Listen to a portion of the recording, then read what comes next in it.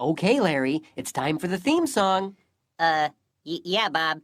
What do I do? Let's see. Okay, welcome to VeggieTales. This is Phil Vischer. This is Mike Naraki. And we're looking at Josh and the Big Wall. And yapping away. A classic if there ever was one. Mm-hmm. We'll be yapping to you for approximately the next half an hour.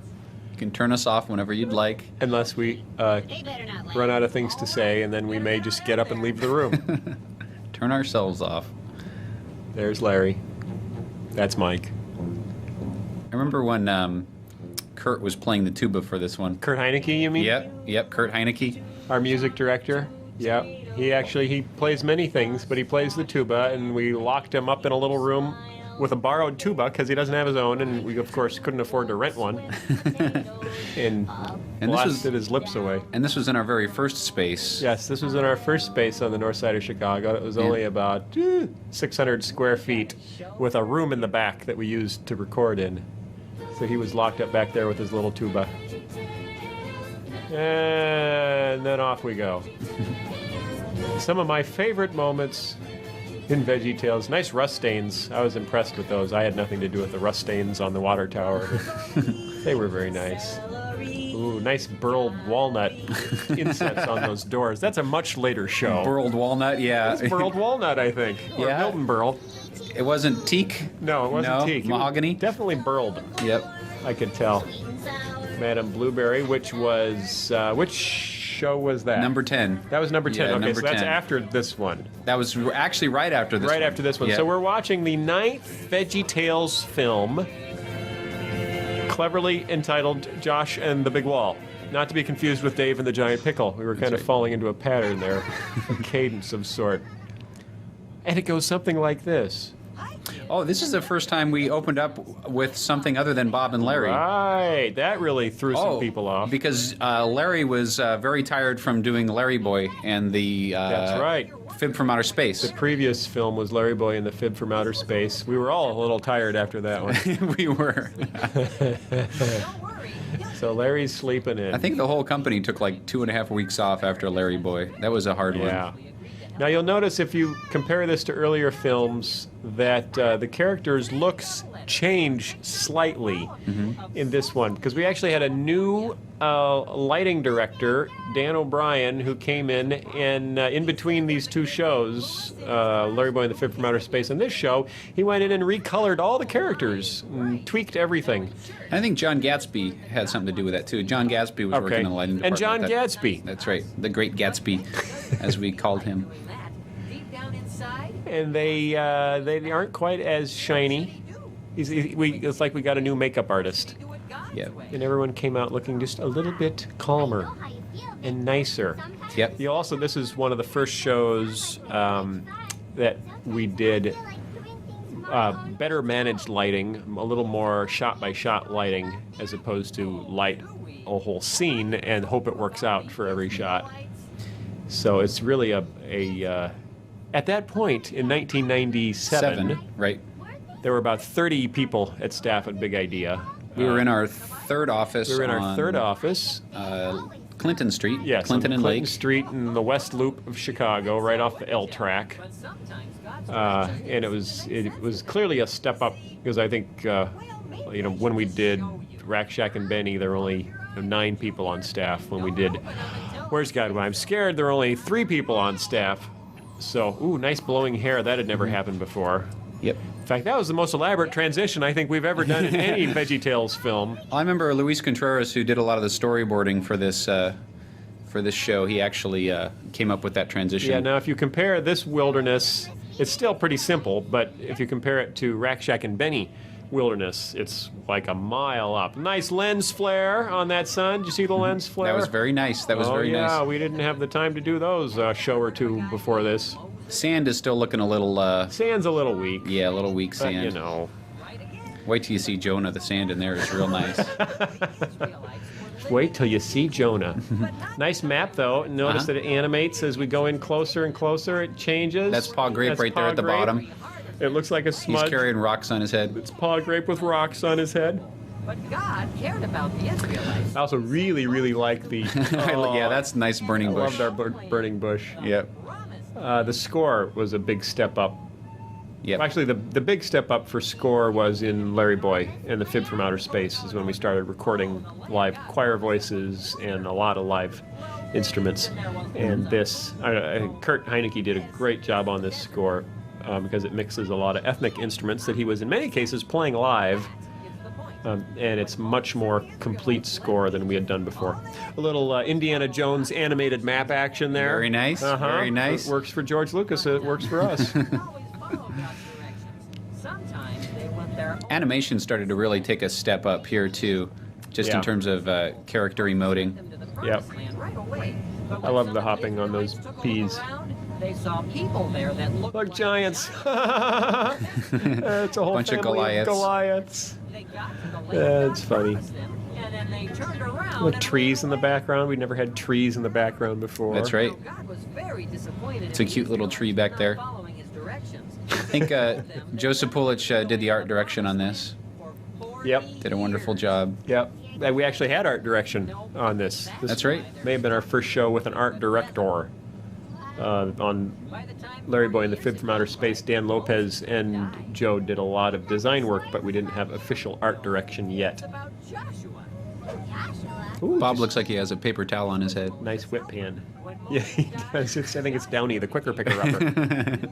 Just in case there's an unfortunate spill, he can just lean over. And it wicks away the sweat, There you go. too. Very sad about Moses dying because he was. Now this film is kind of teaching heavy because we're really telling a Bible story. It's kind of like a Sunday school lesson, but I still really like the way it came together. Yep. I think it was a lot of fun. And this was one of our first, hey, let's do a big production number attempts. We'd really never done a production number that had its own props and, you know, kind of a limbo set like this. And there were some really good gags that they came up with, the story guys came up with for this sequence. On previous films, we didn't have story guys, so the gags were more limited.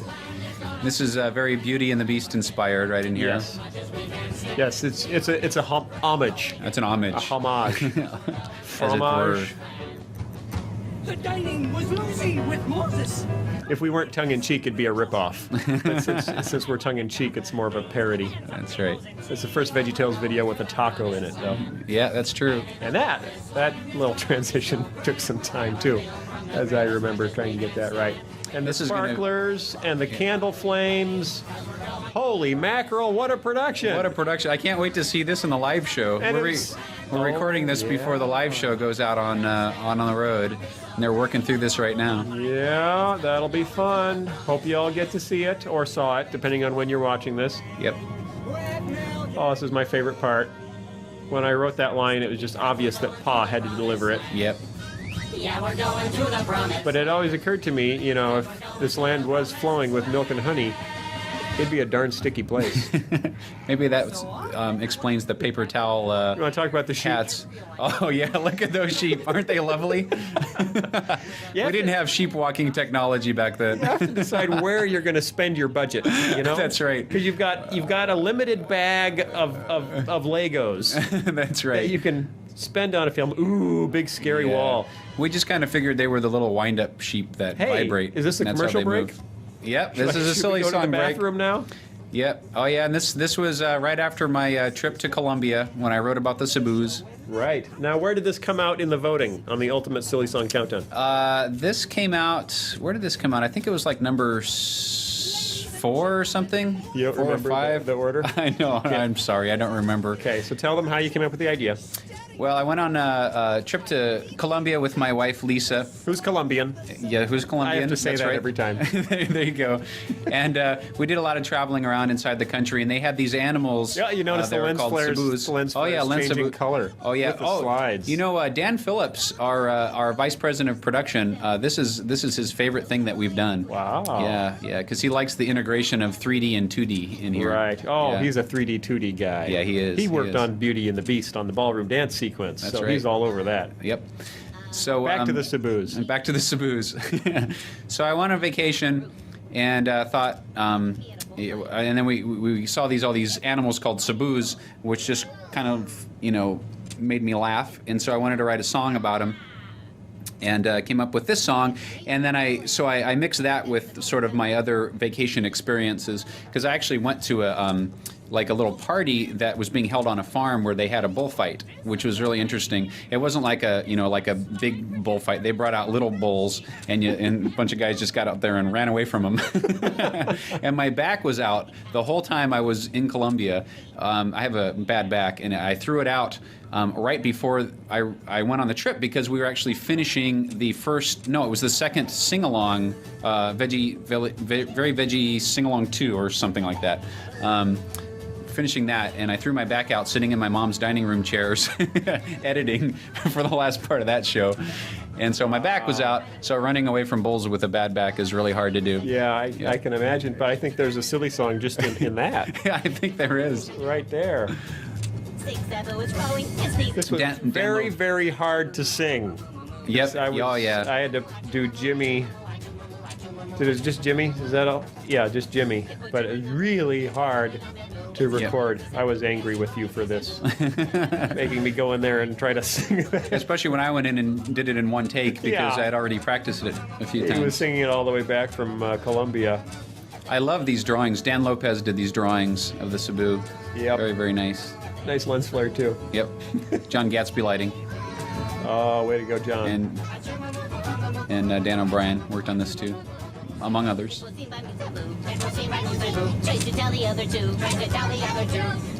Now, we did get a couple letters on when Larry's showing his slides. There's a slide coming up where we don't see what it is. We don't see what it is. But Larry just says, "Ooh, forgot about that one." The slide is in the eye of the non-beholder. I always imagine it was Larry in his towel from the Hairbrush song. Oh wait, here it comes. It's coming up pretty soon. I like the way the slide is actually on Archie's face right here. Yeah, very, very advanced. Never would have done that back in the first few films. Okay, here comes the ooh. Larry in a towel. That's what it is. A few people wanted to know what exactly we were implying there. And so I sent those letters to Mike, because I honestly didn't know what he was implying there. Now, Aunt Ruth, okay, the Aunt Ruth slide. Oh, yeah. Anything you want to say about that? Sure. Around that time, I remember there was actually a website devoted to the existence or non-existence of Aunt Ruth, because we had mentioned her a few times, but we have never shown her. So in that slide, if you'll stop on that frame, you'll notice there's a sequence of numbers running up the side, and if you translate it in the A equals 1, B equals 2, it says something. Code, it says something. But we won't say what. Oh, okay, yeah, you have to figure it out. You have to figure it out. It says something about Aunt Ruth. Yeah. And there's a very long story I could tell you about Aunt Ruth, but I don't think we'll tell it. Well, back to the show. Back to the show. Did you hear something, Jean-Claude? Now, originally in the design of the wall, it was going to be an extendable wall, and it actually started out lower. Mm-hmm. And then rose up and folded up like a big, transformer robot thing. Oh, I didn't remember that. Yeah, that was in Joe's original design. Joe Sapulich designed about 100 different walls. Was this the first time we used the French peas? No, they were Philistines in. Oh, yeah. You're right. This is where the French peas really became cultural icons. It's when the post office called us and wanted to put them on a stand. They decided to do Elvis instead, though. But this was very Monty Python right here. This was very Holy Grail, this whole scene. Obviously Holy Grailish. If you look at all of our films, you'll notice a preponderance of influences from Monty Python, the Coen brothers, Terry Gilliam, and Tim Burton. And with some Muppets thrown in. With a little bit of Muppets and, a little Jim Henson sprinkled on top. Mm-hmm. We're not as dark, you'll notice, as most of those. Like, say, Tim Burton. Yes. Say a Tim Burton, or say, a Coen Brothers film like Fargo. Oh, yeah. Say, we're not as dark. There's no wood chippers in this story. No, we're Tim Burton's good twins. Ooh, that's an odd eye shape. Oh! The slushies were tons of fun, but the guys were scared about doing them because they were kind of liquidish, liquidy, of course. And computer animation and liquid do not go hand in hand. And At this least was not in then. 1997. Oh, we get to see the sheep again. Here come the Yay, sheep. here come the sheep. I don't think they're touching the ground in this shot either. I think they're floating. Yeah, look at that one. Whee! Look at me, I can fly! Big idea, home of the flying sheep. There's another flying one. Flying and twitching sheep. Nice little fire here. Yeah, that's a nice fire. If you compare it to the flames in God Wants Me to Forgive Them in Larry's Lagoon. Yep. Our fire technology developed quite a bit between 94 and 97. Actually, we just had time to try to do it better. Yep. Wasn't really a technological development thing. I thought it was fun to have Pa reminisce about Egypt like the Israelites did. They actually find it at a desirable place to be in slavery Right. because they were so frustrated being in the desert. So in retrospect, Pa decided that it was great to get that much exercise.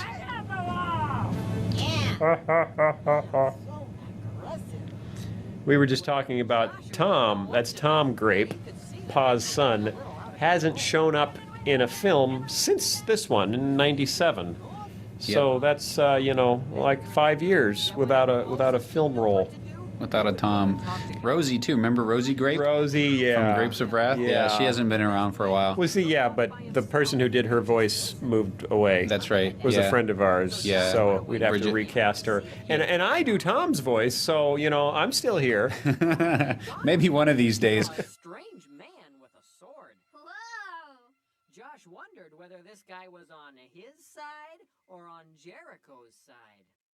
Are you for us or for our enemies? Neither. Oh, I really like this part. And there's notice a nice glow on him. They did a nice job with him. Well, Josh But I thought it was really fun to have Archibald just stand there and deliver. And this is all exactly the way it's written. I think in the New International version.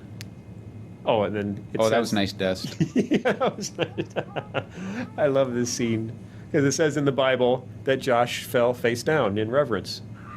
And so I thought, okay, let's have him fall on his face and then deliver his line. I said, what message does my Lord have for his servant?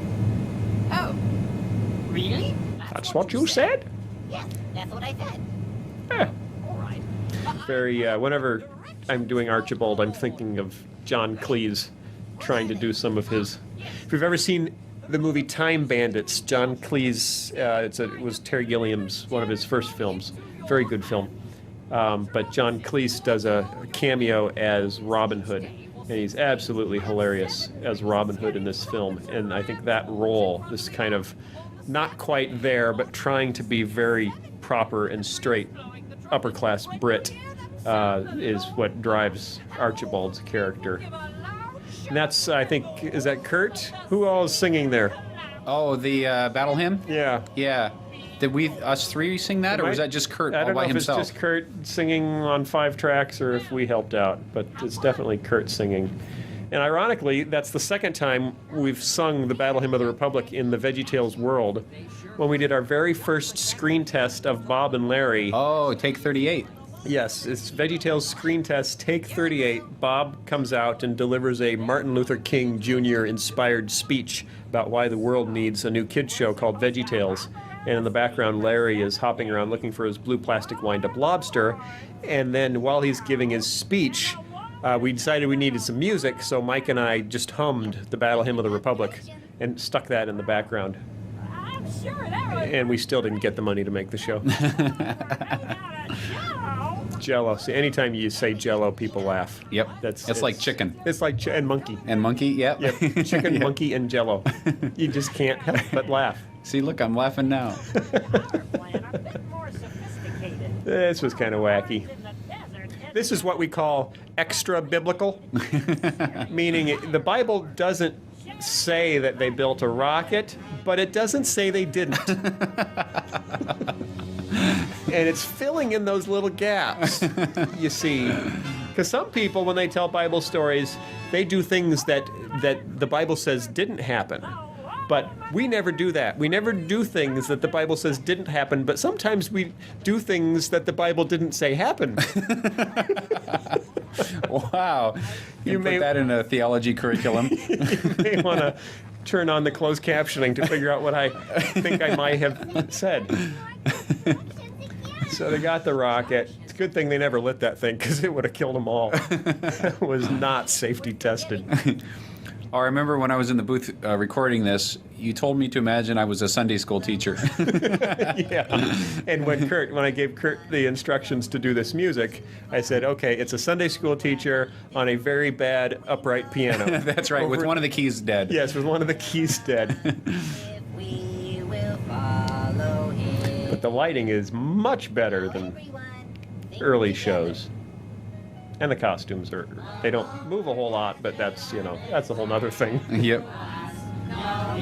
Still a lot easier to animate the characters without eyes. That's right. Got to bring Tom back.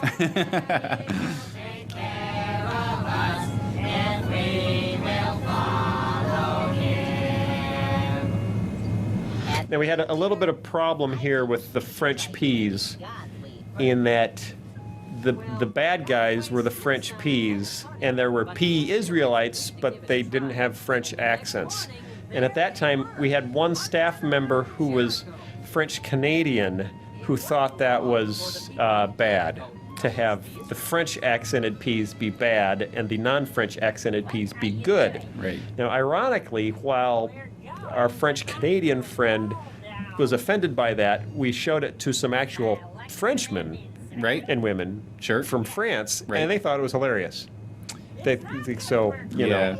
And it wasn't really saying anything We against were the not- French, much as it was just an homage to It Monty was, Python. Yeah, it was a very clear Monty Python reference, not really a demographical statement whatsoever. That's right. I mean, and that tends to be the case with us. When we do an ethnic character, we're largely spoofing the ethnic characters that other people have done, and then we get in trouble for it. But just white Midwesterners standing around talking is so boring. Like us. Yeah, like what you guys are having to put up with right now is exactly why. You'd all be much better off if you just shut us off and watched the movie. Or we could, assume accents, and it would become much more interesting. I see. Why don't we do that? No. It's funnier already. I do like this song, though. Yeah, this is a nice song. And when they all come out, it's a hoot. This is the last show I did sound effects on. Really? Yep. You did it. Yep. Those were nice. I hear birds chirping. Oh, yeah, you Those had were some nice. birds in there. Yep. Was that your idea? Yeah, I think so. Well, if you're outside, you got to hear birds, even when you're in the desert. That's a rule of sound effects. At Right. least that was my rule of sound That effects. was a good rule. I like that rule. It's a good rule, but this is bigger than rules.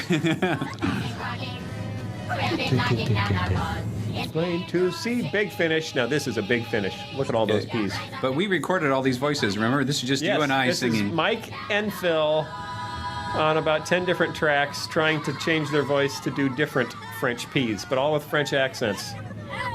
And the animators actually did a great job with that many Yep. characters, giving them all slightly unique motion and slightly unique personalities.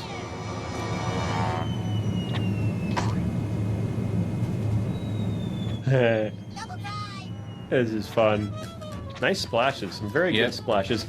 And you'll notice that what's playing in the score right now is Joshua Fit the Battle of Jericho inverted. So instead of going, Joshua Fit the Battle of Jericho, Kurt went, da da da da. So it's flipped upside down, basically. And that comes back several times in the score. It's when he and I were starting to have all sorts of fun with scoring, figuring out, okay, what should we play and why? Let's have a reason for it. It was a heretofore unheard of concept for us. I've got slushy in my ear. Which is pretty ironic since he doesn't have ears. Yeah, like a porpoise. Yeah, a porpoise. I think you did that on purpose. You can turn us off now. Oh, hey, where'd Junior go? Wait. Don't you see what you're doing? Now, this is possibly the longest bit of dialogue we've ever attempted in a And why VeggieTales didn't we film. put score under this? Because I remember Because he's wondering about why to there was start no. singing. Oh, you could have had the Go into score a that song. melted right Yeah, into I a know. song. I know, we could have. Yeah. Sorry, we're sorry. Here, I'll hum something. Can always use the battle hymn. See, 'cause now the Sunday school teacher comes in on her piano here. It makes sense when God But you have to pay attention, so, you know, Yeah. no score helps you pay attention. Kind of. Not really. This is an awful lot of words, though. in the desert. But what happened? God gave you manna to eat. Don't you see? Sometimes God asks us to do things that It went on and on and on. They had to keep the fire going the whole time there in the background. And the lighting on the characters' The faces. lighting to match the Yep. fire. Woo! I remember Chris always wants to worked a long time on the sky. I don't know what that was about, but I remember him coming back and forth to lighting all the time about the stars in the sky. Ah. It took us a while to get the stars down. Well, I think they're just right. They are just right. So I think it was worth the effort. Yep. Look at those happy peas. I think he'd notice he had slushy on his nose.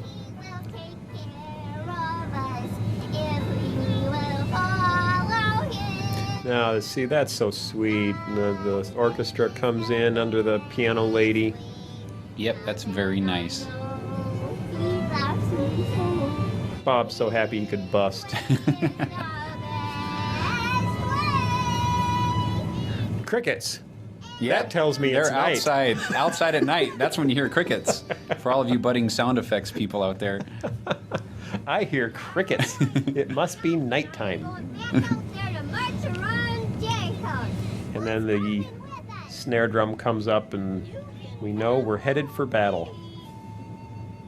We're conditioned, you know, like Pavlov's dog. When you hear the snare drum? crickets, you know it's night. When Nighttime. you hear the snare drum, you know you're headed into the climax. That's right. And then the more movies we watch, the more conditioned we get. So what do you do when crickets are heading into the climax? Look at that slushy stain on his head. That's pretty cool.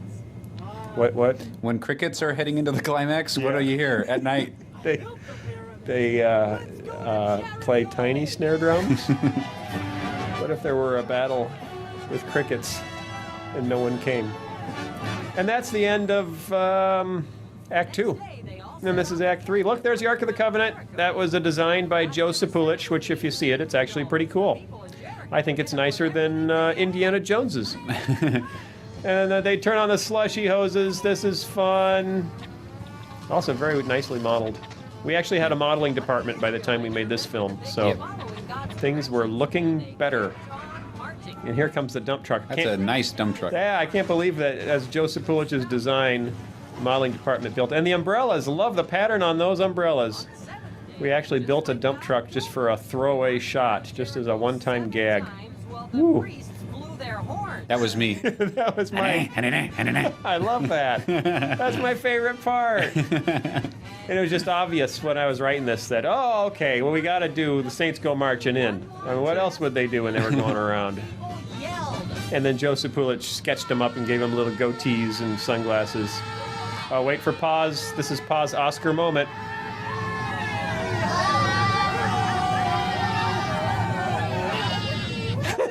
Remember the little gag shot I did for that? Yeah, Mike did a funny joke where he actually put some stuff in that shot flying out of Pa's mouth when he hacked. He thought that was really funny. Now they think they're getting away scot-free. And then the one little brick has its own will. It's a spring-loaded brick. And this, man, I wanted to do a lot more with the collapse, but we kind of ran out of money. But that gong falling down Yeah, is the really gong cool. shot was entirely animated by Dan Lopez. Yeah, And it's that was just really nice. gorgeous. And I love this dust coming up too. That was a great effect. And then we didn't really have any more time to show anything else falling off. Right. I had all sorts of shots in mind, but we ran out of time. But that's I like that little pretty bathtub cool. The hanging up bathtub there. That's hanging in nice. the air. And a pea fell off the top. They're all dusty. So now we had to repaint them all to dust them. Boy, a lot more work than we used to put in on a show.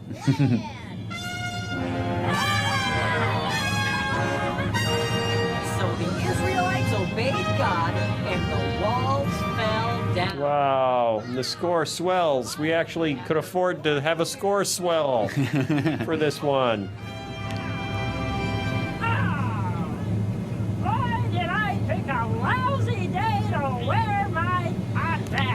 No one's ever ended a biblical epic on a joke about contacts. I don't think before or since. Or since, yeah. It may never happen again. This may be the only time ever. You know, when we say groundbreaking, that's what we mean. And back to the map, and we're out. Oh, boy, that's fun. Then we come back to Bob and Junior. Where's Larry? Where's Larry? I think he's still sleeping. Now, this was important because I didn't want kids to walk into Sunday school the next Sunday and say, hey, I found out that they really built a rocket when they tried to knock down the walls of Jericho, and I didn't want that to happen, so we had Junior give that little disclaimer. The Israelites really did walk around Jericho, and the walls really did fall down. Wow! Yep, that's us trying to help kids separate the fiction from the nonfiction in what they've just watched. Wow! He's even got his own book? That's right. We're over here by QWERTY. And back to QWERTY to wrap it up. The song that Bob hates. Why does he hate it? Because he can't control it. That's the issue. He has nothing against the message or the melody. He cannot control it, and he doesn't like what he cannot control. I thought it just because it interrupted him, or is that part of not Well, controlling yeah, that's it? part of not Okay, being able to yeah. control it. There you go. See, we know that God's word is for everyone. Now that our soul is in Israelites learned that since God loved them and was Time for the lesson. them, that his Wrap it up and send him home. best way. That's right. And because Joshua... It's a very nice slushy splat, He went on to be by the way. later, too, just like Our Moses. Nice bend in the cup, too. That's Yeah, nice. our splat technology was coming along. Oh, we still have the boomerangs on. Still have the QWERTY. booms on the screen, although you can read the verse better now because we've turned them down a bit That's right. since the older shows. God's way is perfect. I guess it makes sense to obey him. I think you're That's right. still Junior. I think that's an IBM 386. I think that's what QWERTY Yeah, is. I actually built that computer for a commercial job I did. Did you? Before starting Big Idea. Oh, wow. And just dragged it along. So it was paid for by some pharmaceutical company. I think. Someday they'll ask for it back. Well, we're out of time. Oh, look, we're out of time for today. God made you special. Oh, but I think somebody else is on his way. Who could it What? What are you be? talking about? Who could it be? I don't know what you're talking about. There he is. Oh, look at in that. his little pajamas. Those are the pajamas he wore in the silly song, the Christmas silly song, I think. Oh, really? Yeah. Oh, Santa, very nice. I can't wait for you to come. Yeah. Hey, Oh, look, there you I are. wrote it. Hey, oh, You and Chris. Chris and I direct. Oh, Chris produced it. Oh, look. Oh, yep. We had our direction. director. That's right. And a story artist. Look, Yep. we had one of them. Oh, no, we had more. They did a little. And Dan built almost everything with those guys. Yep. We did a great job. And that's was the whole company 2 years earlier. Yep. So, wow, there are a lot more names than there were on the early ones. So we were up to about 30 Oh. at this point. For comparison, we're now at about 210, I think. So we have more now. I remember him. Hey, look. That's my mom, Scotty May. She's a doctor, though. So. Oh, Battle Hymn Singers. It was you and Tim and Kurt. I just know. Me and Tim? Yep. Tim who? Johnson? Tim Johnson. I think that's what it said. Wow, back it up. That's my friend Tim Johnson. He sings too. Song of the Cebu. Mike did that. Kurt helped with the music because he always helps with the music. Luis drew it. Dan did the cool pictures. John lit it. It was really a team effort, wouldn't you say? Oh yeah. It was team yeah. effort. Yep. It takes a village to raise a. To build a village. This is when Bill Haljan, he's called Tuna Crispo because he would cater when we had to work crazy hours. He would bring in food for everybody. And still does to this day. And still does to Bread this by Bill every morning. Every day he brings bread for the whole company every morning, and it's over now. So I have Goodbye, to go. everyone. Okay, it's been fun. See you next time. Okay, Larry. It's Okay, we're starting. Yep. We're starting. This is Mike Naraki. This is Phil Vischer. I'm the tomato. I'm the green cucumber. And this is VeggieTales. Oh, look at that. Yep. Yep. So I think this show was done in 1998. Which show is it? Madam Blueberry. Madam Blueberry. Yeah, it was our 10th episode. Hey, that's us. And this is an exciting show for me because it was the first episode that I got to direct the whole story on. Yeah. I had done, that's a big one. Kind of like his bar mitzvah. Yeah, exactly. I had done silly songs before this, but then and actually the idea of Madame Blueberry I had since the very beginning of VeggieTales. Do you remember Really, when the beginning of time? the beginning of time Yes, too? this was the single longest gestating VeggieTales episode. Had approximately the gestational period of a blue whale. I remember sitting down at a piano at your mom's house with you and your wife and pounding out the "I'm So Blue" song. Yeah. When it was just "I'm so blue, I don't know what to do. I'm so blue, hoo hoo, blue hoo hoo, blue hoo." Yeah, so that's all I had, and a general idea. And that was back in '94, I think. Yeah, back in '94 when we were working on show 2. Yeah. God Wants Me to Forgive Them. Yep, that's right. Yeah, because that was very early on, and I had I think I had read the novel Madame Bovary in college in like 1990, and it had stuck in my mind. Would you like to describe the novel? I hardly even remember it. Except for I know it didn't have a happy ending, and at the time we were talking about VeggieTales and stories and telling stories with vegetables and stuff like that. And I remember reading the book and just thinking it was crying out to be told with vegetables. Really? Yeah, with a While happy you were reading it? with a happy ending. Yeah, well, kind of at the end, I got done with it and thought, oh wow, this is kind of I think, and plus there were so many things about this story that reminded me of my own life and people in my own life. As I was reading Madame Bovary, that I thought, wow, I could, redo this story and have it have a much better ending, and we can have a lot of improve good on things Flaubert. to say. That's right. Because obviously he missed the boat. Now wasn't this probably our most elaborate countertop I think stunt? so. Yeah, I don't think to we've date? ever had a vehicle in our. And I think you actually wrote the countertop sequence. Yeah, I think I did. Yeah. So that was your fault that you put in such complicated models. But hey, actually, as we're talking about this, we're bringing back the Jeep. Because we're working on the sport utility vehicle silly song. Yes, we're recording this commentary in 2003, 5 years after the actual creation of the video. So frankly, we can't remember a darn thing about this. I had no idea. I forgot all about the whole Susie Action Jeep thingy. Yep. Now, there was we did one countertop before this where he had the oven mitt on his head. Right. That was kind of complicated. Sure. And then there was David and the Giant Pickle. He had the Larry Boy get up on. Moderately complicated. Right. That was pretty elaborate. Right. But then this with the whole Jeep thing, that really kicked it up a notch. Yep. Oh, and then we put the French peas on the counter. Oh, yeah. We got remember that. Yep. Oh. Oh, yeah. And this might have been the first time we've ever had another character take over the show. You know what I mean? Really? We've done that quite a bit where other Right. veggie characters have come in and, kind of redirected the show. Because So we've this gotten might be so the first bored time. of Bob and Larry. Oh, not again. So many things Bob and Larry can talk about. Right, standing on a kitchen countertop with no props. Except a Jeep.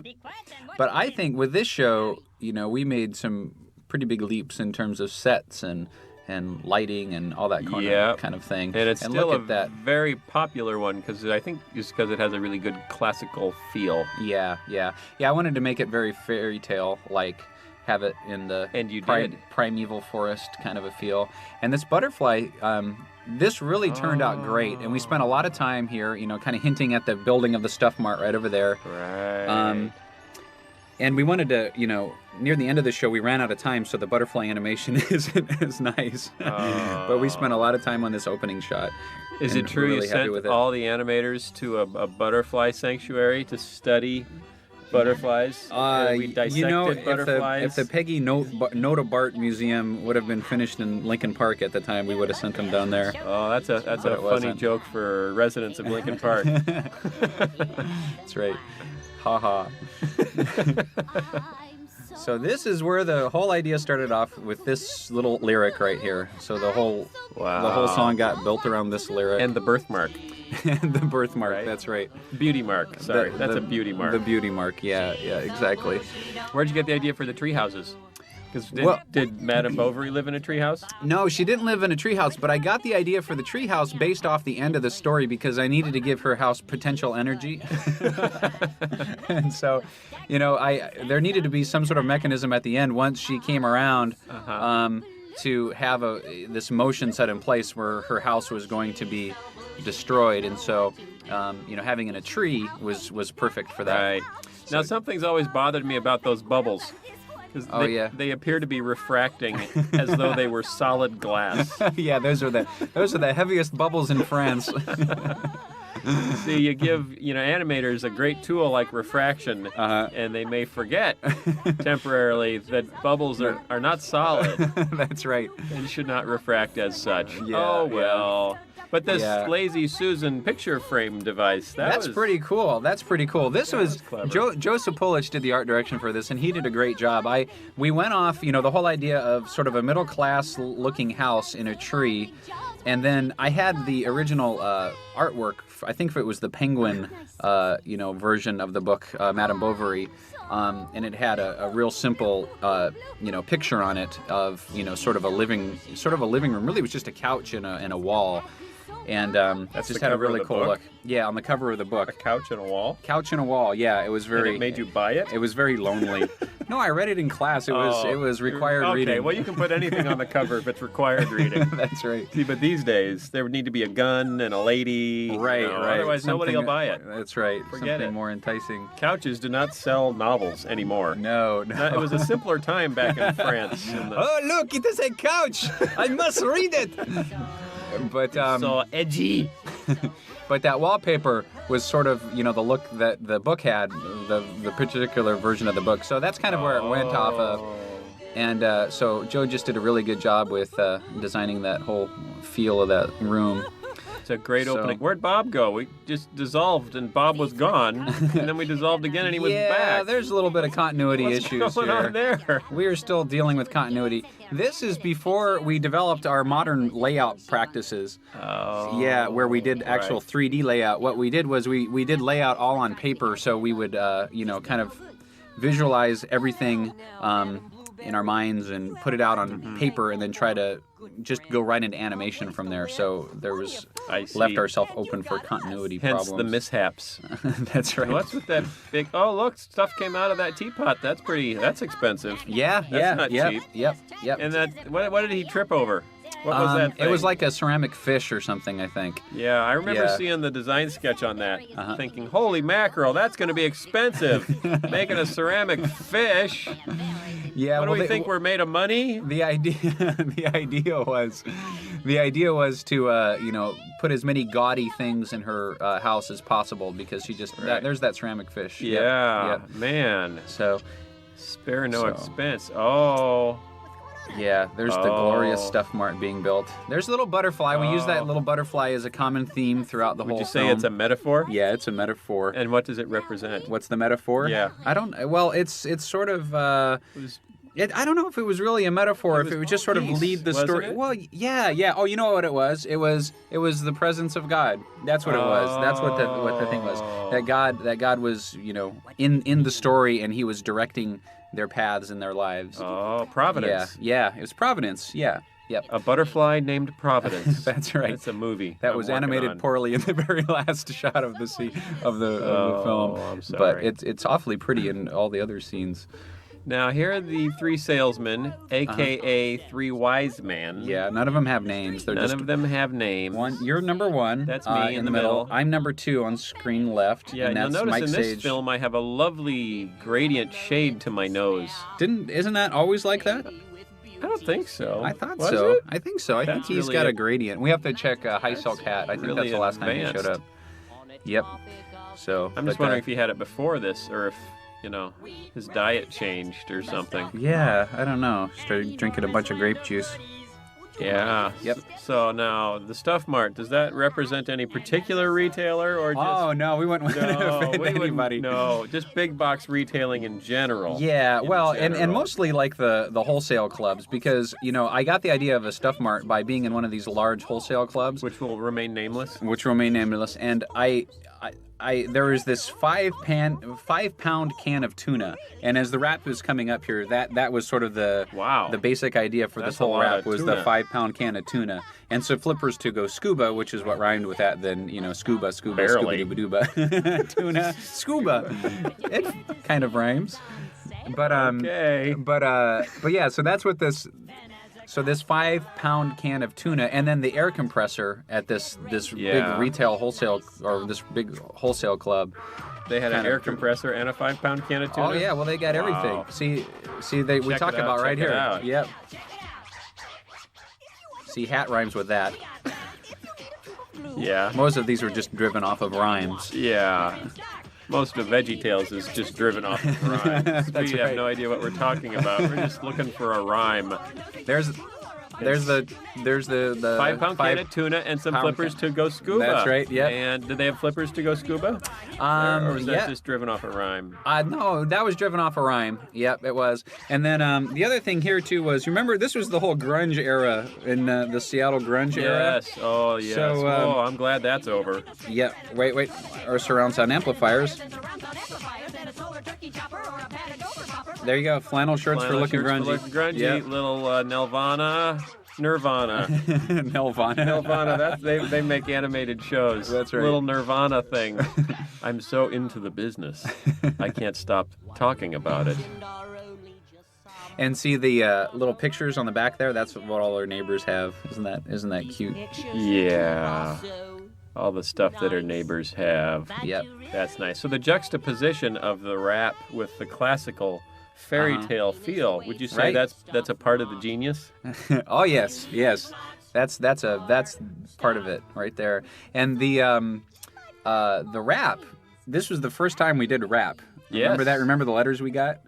We did get a few letters. Yeah, we did get a Yes. few letters. Yes, it was yeah. okay for us to do jazz and big band and, And rock. classical and Yeah. even a little rock, but Yeah. rap. Yeah, no. yeah. We got some No, rap no stuff. rapping. Yeah.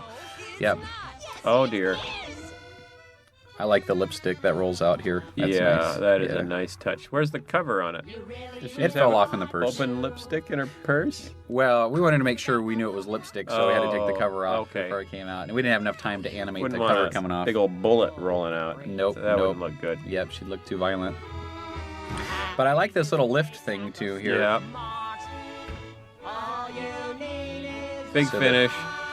Yep. This was another render that took an awful long while. And Dan O'Brien and John Gatsby, I think, were doing a lot of the lighting here. Yeah, very nice. And we started to use a lot more shadow in this show, and that was really nice. Shadows. We didn't know about shadows before this. No, right? nope, No one had nope, told us about nope. shadows. See, like there, that shadow's painted in. It's not a real shadow. We didn't know. We didn't know. We Yeah. didn't know there could be real shadows. Yeah, that's before we started making our shadows cooler colors too. This is the silly song that never was. Yep.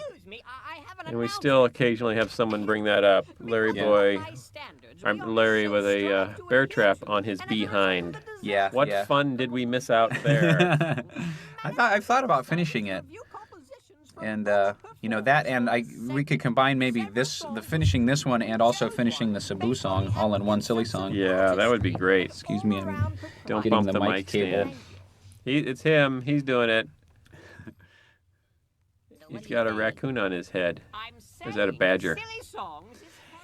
And this was fun because this is where the whole thing came up with the silly song, Save Our Silly Song petition. Right. That actually gave birth to the next sing-along album, which was The End of Silliness. But there was a radio station in Duluth, Minnesota that got a bunch of petitions together and sent it to bring our silly songs back because they didn't appreciate Mr. Lunt's silly song. But this silly song was really interesting because it originally started off as Larry's silly song, and it was Drive Through Girl, which is what it was initially titled. Yeah. And the thought was, what would happen if Larry, got a crush on the girl at the drive-through window. Right. But then what happened? well, but then it just didn't seem like Larry, after a while. And so I thought, okay, let's put Mr. Lunt in that position. But then Mr. Lunt having a crush on the drive-through girl just kind of seemed a little creepy. And so that's when I switched it to Cheeseburger.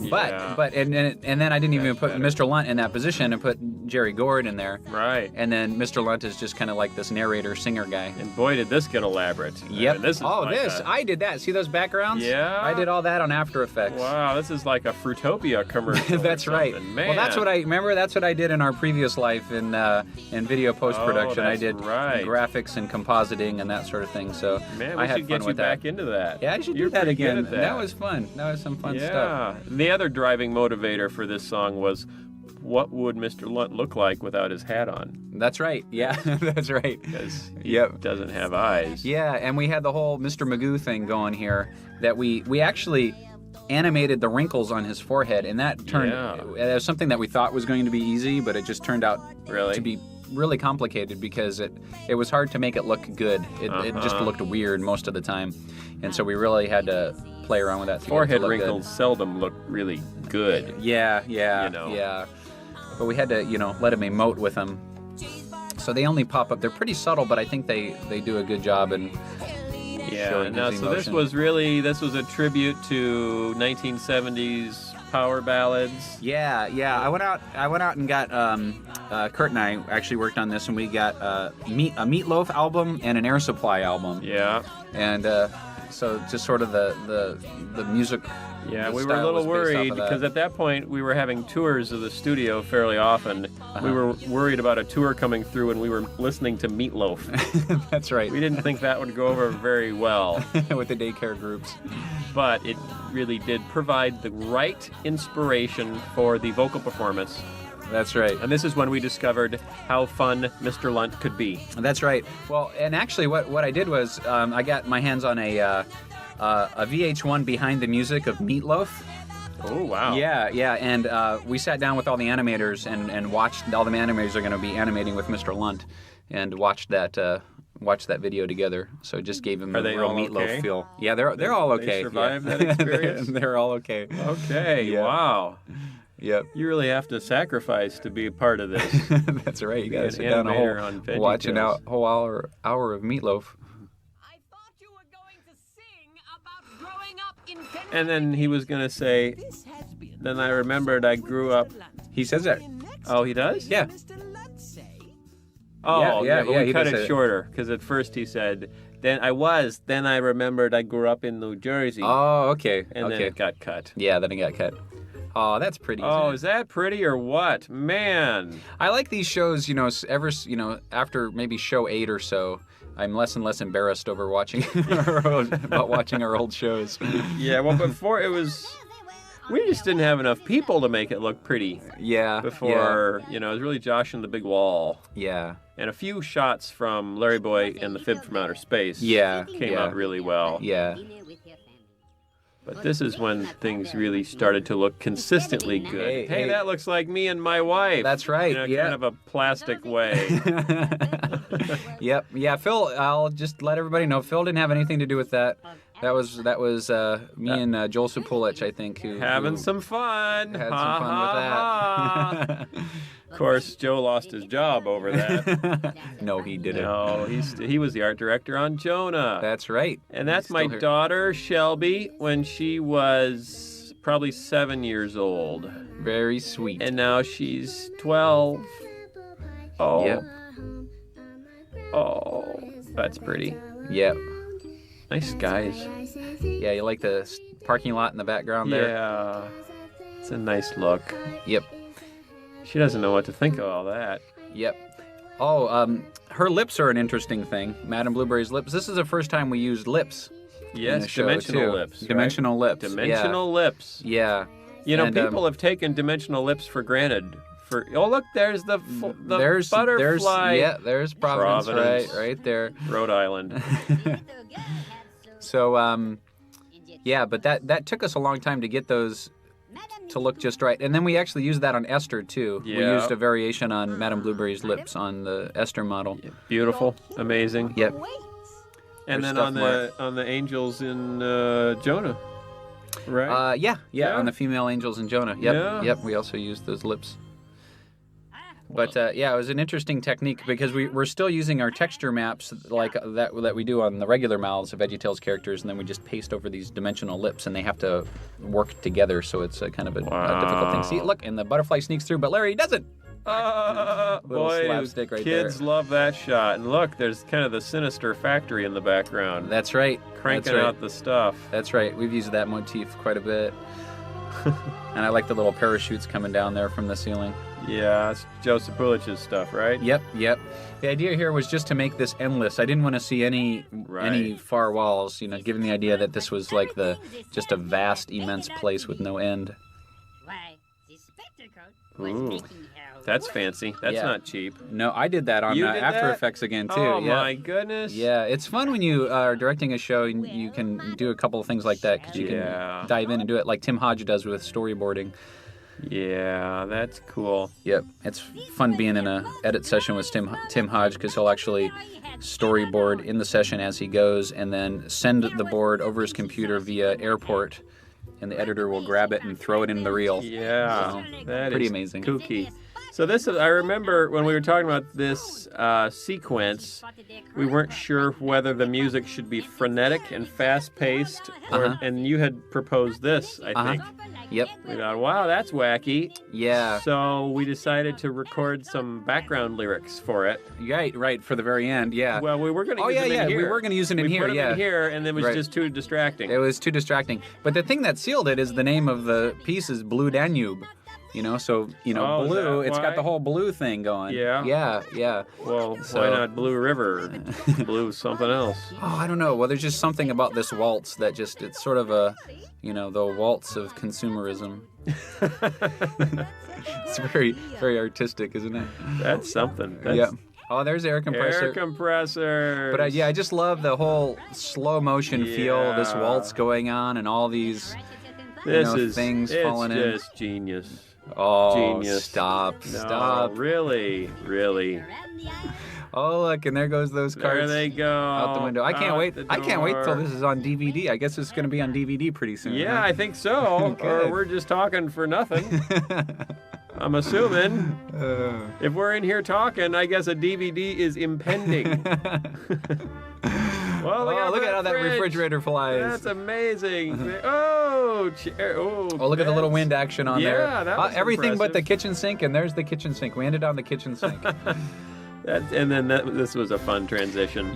Joe actually went into the whole idea for the snack bar here was based off the Target snack bar. I don't know if we can say that or Really? if that to edit that out. So actually, Because we admire it so much. oh yeah, And yeah, I our love partnership with Target. that. Love the Target snack bar. Yes, thank you. And so Joe actually, went into a couple, more than just Target, a couple of different, retail places to sit down in the snack bar and sketch. And he was asked to leave.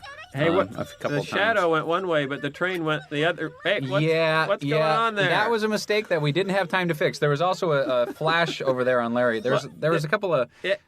Yeah, this was a really complicated set, and we were nearing the end of the production schedule here. I think when we were rendering these shots, and we just didn't have time to fix them. You never really finish. You Yep. just run out of time. You just run out of time. Yep. How do you like those sunglasses? See, I've been Yeah, asked those many are times nice. about the color of her hair. Yeah. Because she changes hair color because while she's in the Stuff Mart, she actually puts on a yellow wig. So it's part of her whole costume that she does. She sort of changes changes her hair color. She's got So it's the not boa. a mistake. No, that's not a mistake. No. So she has brown hair at the beginning, blonde hair here. When she leaves again, her wig flies off. Does it? And at the very end, she has brown hair again. But so her hat stays on? no, her hat I think her hat flies off too. Okay. Well, we'll see about that. Yeah, we'll see about that. I forget. I wouldn't be so. Hey, look, there's Buzzsaw Louie. Oh yeah. Up on the flag. Yep. There was all sorts of stuff in the background here, right? Yeah. I think the fib from outer space we actually have as a yeah. poster. Yeah, right back there, the fib and Fighting Goliath. Fighting Goliath back there. Yep. That's pretty funny. Ooh, there's a lot of aliasing boy, going on those back there. shopping carts are having a hard time. They're buzzing away. That was another thing that we didn't have time to fix. But that's okay. It's not that so big of a hard deal. to fix things Yeah. when you have no time, That's right. you know? That's some yellow hair too. Look at that. Man, that's yellow. Oh yeah. Yeller. Oh, look, there's a little smoke on a little stick coming out. Yep, That yep. was cute. Yep. So that's the extra mile. you Yeah. know, is Yeah. adding that touch. Yeah. That's taking Right. it up. Right. That's Like big. that little camera twist. That little camera. Oh, that twist was or something, nice. that little Now here twist we there. go. Moment of truth. Yep. Crisis of belief. That's right. Here it comes.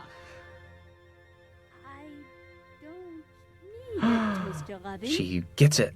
Well, Wait. of course Recover, you don't recover. need Tap dance. a toaster oven. I mean, really, who needs any of this stuff? But I think we both know that you want You know, a toaster oven. Yeah. I grew up with just regular toasters. Yeah. You know, and Right. so I was all about toasters. You know, but then Eric Yeah. had a I roommate remember Eric. with a toaster oven, and he converted me over to toaster ovens. Really? Yeah. So then I forgot about toasters because toaster ovens are just really handy. You know, Right. you can do more than just toast in a toaster oven. That's right. But So that's why Yeah, so- that came down to the crisis was over a toaster it oven. was over a toaster oven. But then I don't do toaster ovens anymore. I don't know. I just don't. Really? Yeah, I don't have them. You know, ever since I got married, it's just been regular toaster. We're gonna So- get letters from the toaster oven people. Sunbeam. I still love toaster ovens. Okay. Don't get me wrong. And you wouldn't discourage anyone else from buying a toaster oven, would you? No. Okay, well, no. that's- I highly that's recommend good. toaster ovens. Only if you need them, though. You know, it's not like if you Yeah. don't really need them and you're just going to buy them for the sake of buying Right. something. No, you shouldn't just buy anything just for the sake of buying right. something. See, that's what this is all about. We should make a show about that. But all I wanted was more. No more. There's a new Madame Blueberry in town, and she's. Now I think I had to write this part, because I think you said Madame Blueberry, and then underneath that you said something about the teaching, and that's what you well, put in the script. you were always more of the teacher. I was always more of the comedian. I was the class clown, and you were the Oh look, teacher. the butterfly's leading them out. The butterfly's leading them out to see. Oh, Oh no, there's no. trouble. My house. It's so stuffed full of stuff. It's getting He's pretty good at assessing the obvious. Wouldn't That's you right. say? Got to make sure the kids know exactly what's happening. Yeah, there's. Oh, now this was fun. I loved this was fun to Yeah. write this whole thing. Just doing this and then this whole Larry and the hand cart thing. Oh yeah. That's See, some now funny that's stuff. comedy. That is comedy. Classic. And he doesn't end there though. He keeps the gag going. Oh, that's right. Here it goes. Wait, pause. Hang Pause. on. It's all in the timing. It's all in the timing. There you go. There you go.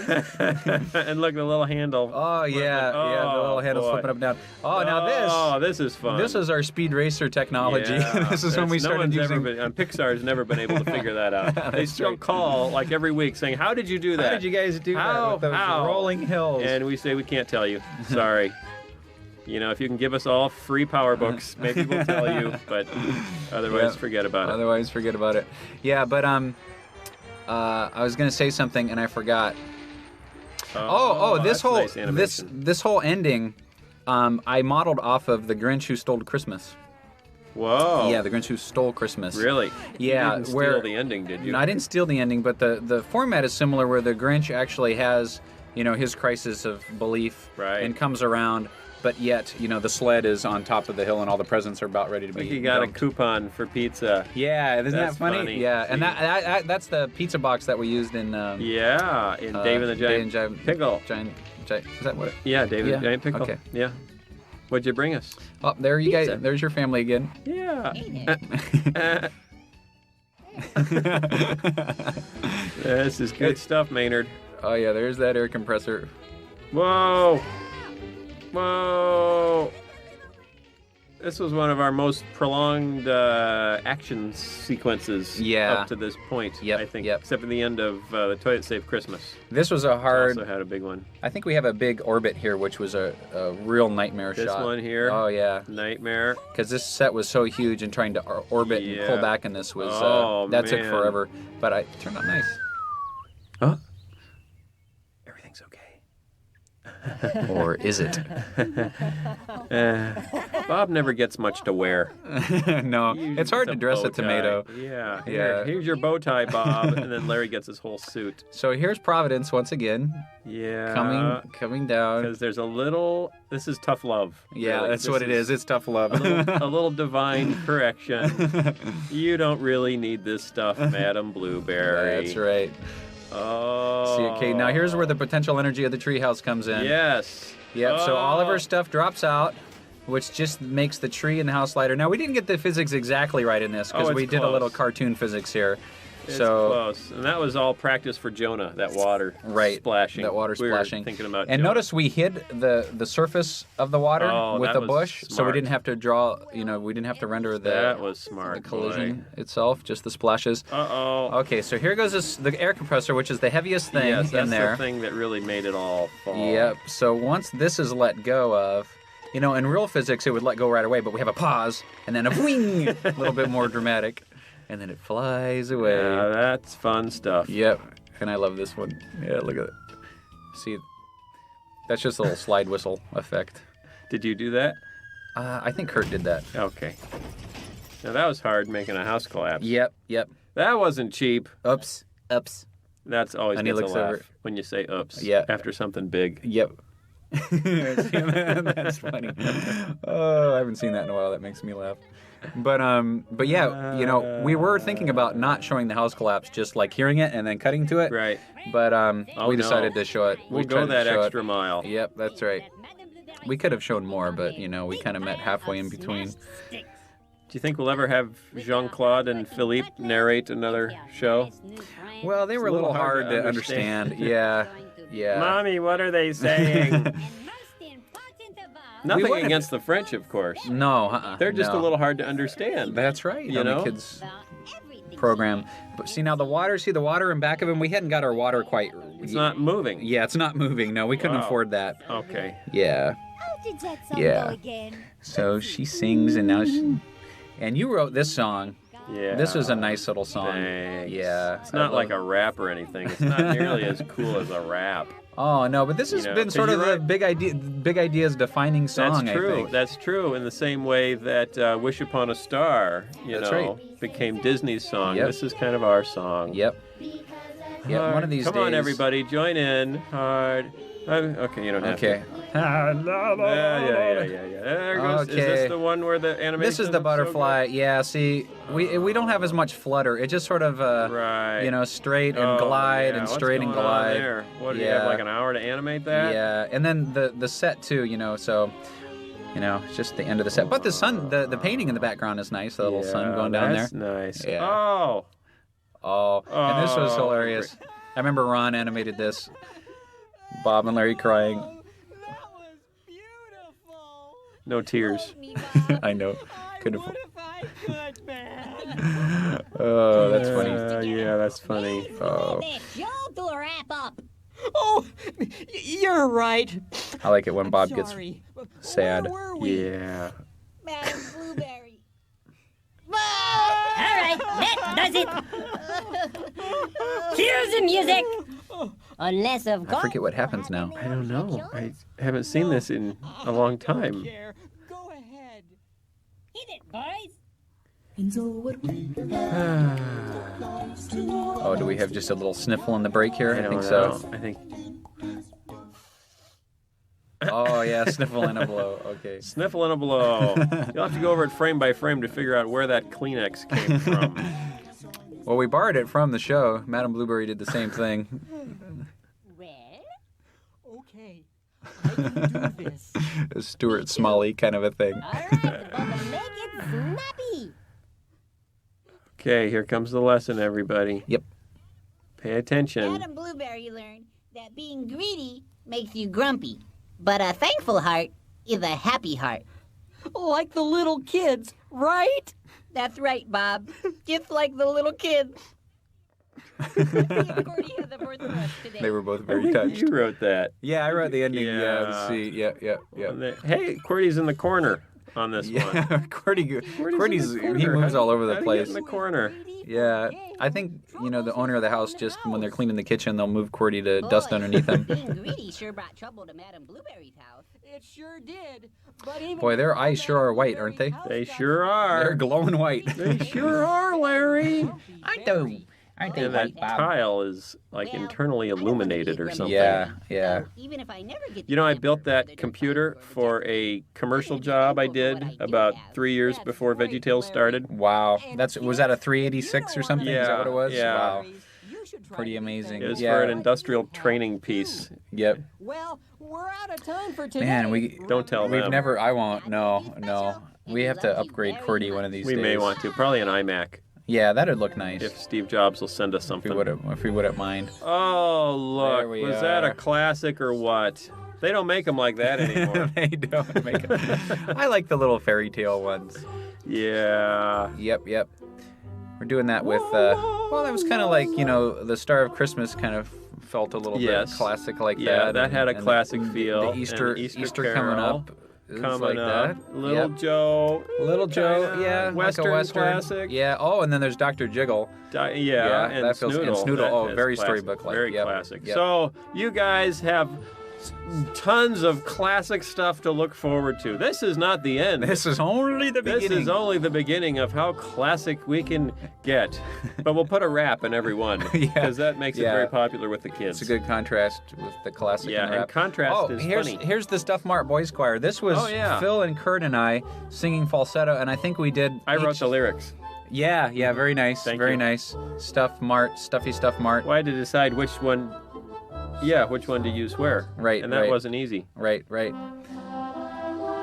And I think I think all three of us actually recorded it 4 times in different harmonies, so we actually sounded like a whole choir. Yeah, it sounds like a huge and very high quality boys choir. It does. When you put it all together. I'm sure you thought it was the Vienna Boys Choir or the Glen Ellen Children's Choir. Oh, I'm so sorry about that. We'll have somebody take that out. Wow, that was a beautiful, beautiful 1998. See, there you go. It was 1998 as the song Johann attest Strauss. Stuffy stuff. That's my wife and my mother. Stuffy who stuff. keep me out of trouble. Marty Mart. Stuffy stuff. Marty Mart stuff. La la la. Thank you, everyone. Thanks for coming. Oh, wait a minute. We're not done yet. Okay, here's the cheeseburger credits. Oh, yeah. As you can see, I had nothing to do with this. Does it give me credit for even singing it? No. Oh, it will. Well, I think we did song credits, didn't we? Oh, no, we did voice credits. Yeah, just voice. Yeah, because we don't really. I got nothing. Usually with voices, we just do voices. I made that song happen. I made it work. And look, your name's in there like 10 times. Oh yeah. See, there you go. Character voices. Yeah. There you go. I am. See, now this is. I owe you an apology. Thank you. But no, this must have been one of the first times that we actually had a big like real instruments, because I remember we recorded real drums and guitar. We did. And bass. It was like a real rock band. Right. Yep. And was that Madame Blueberry's Nose Below? Yeah, I think it was. Oh, a fine choice. Well, good night, everybody. Have it. Thanks for watching.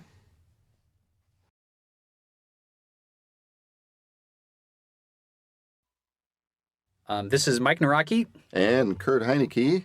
Hello, everybody. How you doing? Welcome to the end of Silliness. Is it the end of Silliness? It could be. We don't know. I hear sad music and there's rain falling. This project had a couple different inspirations. One was the Edward Hopper painting Nighthawks, which has been used for many different things. Bugs Bunny used it years ago, and I've seen it in other animated pieces. But then you always see it in the chintzy art stores with neon Marilyn Monroe stuck right, into exactly, and Elvis. Yeah. So, but which actually is a painting at the Chicago Art Institute. So we've got it right here in Chicago, and so we thought we'd use it too. And the other thing was for the cheeseburger song, which Larry's having flashbacks right here. There's the cheeseburger song. Pretty bizarre, Mike. Yeah, it's a freak out. Look at that, bubbly Larry. No, bubbly Archie. Sorry, but so we actually got a petition from a radio station in Duluth, Minnesota, after Madame Blueberry came out. It was called Save Our Silly Songs, and this host had actually collected a bunch of signatures from people around Duluth and one person in Moose Lake, Minnesota. And Moose Lake would later play a very prominent role in VeggieTales episodes. Yes, it continues to play. Because Larry just loved that name, Moose Lake, Minnesota. And so So basically, taking those two concepts and combining them into the end of silliness, and the question is asked at the beginning and then answered at the end via this petition. So, but we thought at first that was a really intense way to start. Yes, and I remember this was such a dramatic switch from that. And there were kazoos playing and slide whistles. And comes to the stark tuba of Larry. Yeah, that still makes me laugh. I really like that. Okay, I've talked about it before, but for once I can comment as it's actually played. Here's a mistake. Right there that we actually kept in.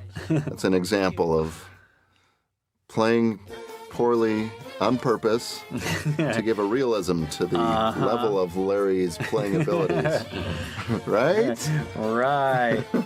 Right. Oh, here, and we see VeggieTales on the bottom of the screen, just in case you don't know the words. Wait, there was yellow. Yeah, What's in the happening original here? sing-along, they went from white to green, and from here they go from, where do they go from? I'm really confused. Oh, yeah, well, okay. Oh, they go from yellow to white. But then half of them aren't changing. Well, that's because it's the only thing being sung when the single words are on. See, VeggieTales? Okay, It's the I'm only thing being following sung, so you're only supposed to sing when you see white. Oh, man, Only I'm sing when you see the confused. whites of their letters. Is that Paul Revere who said that? No, that was another one of those Yeah. revolutionary guys. I know who you're talking about, though. Yeah. So here we are. Larry has had way too many sundaes, way too many ice cream sundaes. There was actually a lot of this, dialogue set up for the show, which I always am impressed with you and Phil always. It's not just a, collection of some of our old songs, but you take the time to put in a pretty in-depth story here of what's going on and tying them together. We had a lot of fun just, with just this whole backstory and, Larry dealing with the fact that he could, that he's lost his silly songs.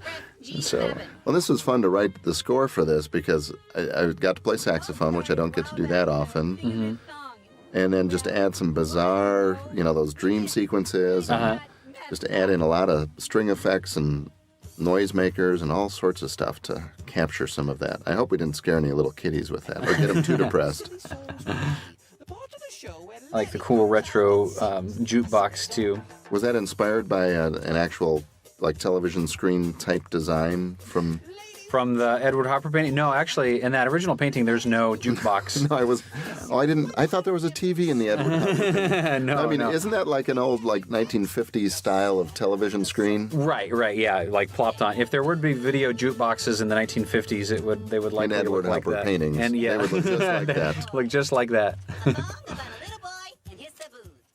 Who did is this your drawings or one of No, our these animators are did those? Dan Lopez did these drawings. Okay. And they're just really, really funny drawings. So, and he did them in watercolor style, all in Painter. Mm-hmm. I think Painter 4. That was. So the even though version. they look like they're hand drawn, they're still computer animation. Well, no, they were hand drawn, and then he scanned them in, and there's then painted numbers them. there on that Yes, negative. that was code. That was code. Yes. See if you can translate the code and see what it says. Translate the numbers to letters and write in your response. Well, see now on the video that we did previous to this, which was the original silly sing along, the very first sing along, the very silly sing along. I had edited that right before I went to Columbia with my wife, and I got my bad back. I told that story From the in the chair. previous one. Yep, you have to buy the previous one to get that my mom's story. rattan chair, and then we Now went to that's- Columbia. I'm sorry, I'm breaking in. That's not an equal sign. That is a... Similar to, or about equal, yeah. I don't remember that from math. Don't you remember that? But anyway, so we went to Columbia, and I had a bad back the whole time because of the chair from editing the previous sing-along, and I wrote Cebu, started writing that in Columbia because I saw these Cebus, these creatures that I'd never seen before, and I thought they were funny, and I wanted to write a song about them. And weren't you... I remember you saying you saw them... You were walking down the street to get ice cream. Yeah. And they were, walking the other way. Yeah, we had gone out with a group of friends to get ice cream, and they were walking back from the ice cream store, and so I started imagining... So they went to the ice cream store, too?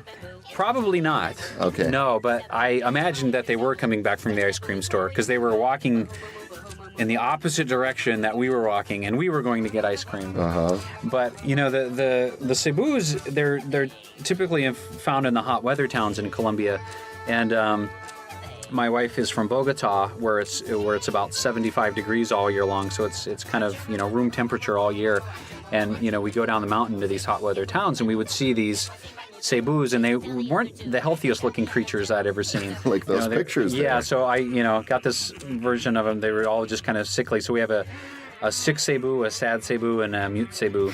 So well, it all makes sense now. doesn't it all make sense? Yeah, And I went to a bullfight. But it wasn't an actual typical bullfight that you see where you have the matador that kills the bull at the end. It was just a bunch of guys running away from bulls. So Was it a PC bullfight? no, well, they weren't full-grown bulls. They were juvenile bulls. So they were just big enough to maim you and not kill you.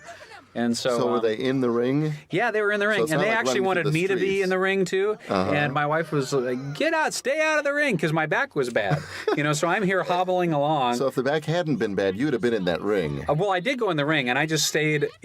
I stayed along the sides, by the sides of the corral, and every time the bull would start coming, I just hop on the fence like a scared girl. Okay. And not to say that girls, wouldn't be bullfighters, Careful there. But I yes. screamed like a girl. Okay. And so I'd just get out of their way, and my wife was like, "Get out of there, get out of there!" But yeah, it was actually kind of thrilling, to run away from a adrenaline rush. juvenile bull. If it was a full-grown bull, it would have just been completely insane. But it was kind of fun. But everybody kept saying, because I'm so tall, everybody kept saying in Spanish, just spread your legs apart, and the bull will run underneath your legs. Yeah, underneath your legs. You show me how it's done. Yeah, I didn't take their advice. That was a fun song to do, by the way. Oh yeah, that was cool. You did a great job with that. Well, you had brought some real neat ideas to it, and then to kind of combine the fun ethnic and the contemporary dance beat. Yeah, it was a fun one. It's one of my favorites. They got a mixed up at Photo Hut. But it's not a big deal. So you messed up a song. Guess we should Not the end of the stop Is he? watching So and he's start the talking. soda jerk, right? Yeah, he's the soda jerk. You know why he's called a jerk? No, is there trivia It's behind not that? because he's a jerk. It's because that's the motion you use to turn on the machines really? back Oh, there, wow. the seltzer water or whatever it was. Wow. I learned that. Cool. See, there's one of those. See, when you pull that down on the right back there, Okay. that's a jerking Come motion. on. That's thanks to the food channel that my wife watches. Wow. We should use some Iron Chef references. That could be a show inspiration. It's time. It's time. Did he just say it's time? We had to actually render these texture maps onto that TV, and we'd render them to a point where we had a natural cut in the show. So as soon as the first cut comes, then we'll cut in full frame on the right here. Oh, Yeah, boy. see, video tricks. And there's a kazoo. This is mostly sequenced in the background, but it was fun to use kazoo, and we used some slide whistle. And I was talking about this before, and just the sense of, what just gives a real fun, celebratory, wacky party feel. Yep. Party noises, kazoos, whistles, slide whistles. Yep. This is a little bit like the Bunny song, just in the sense of everything else fades to black, and you got a lot of colorful spotlights pointed on the characters. Yeah, this was very nice. There's an impressive plate of pintos and cheese going by too. Makes me And I want like to how go to you Taco go Bell. into the pupil. There's actually this much going on inside his head.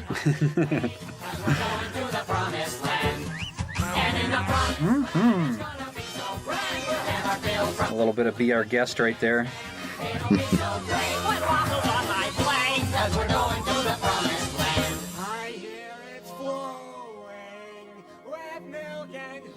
This was a fun song to do on the. We did this in the live show, VeggieTales Live.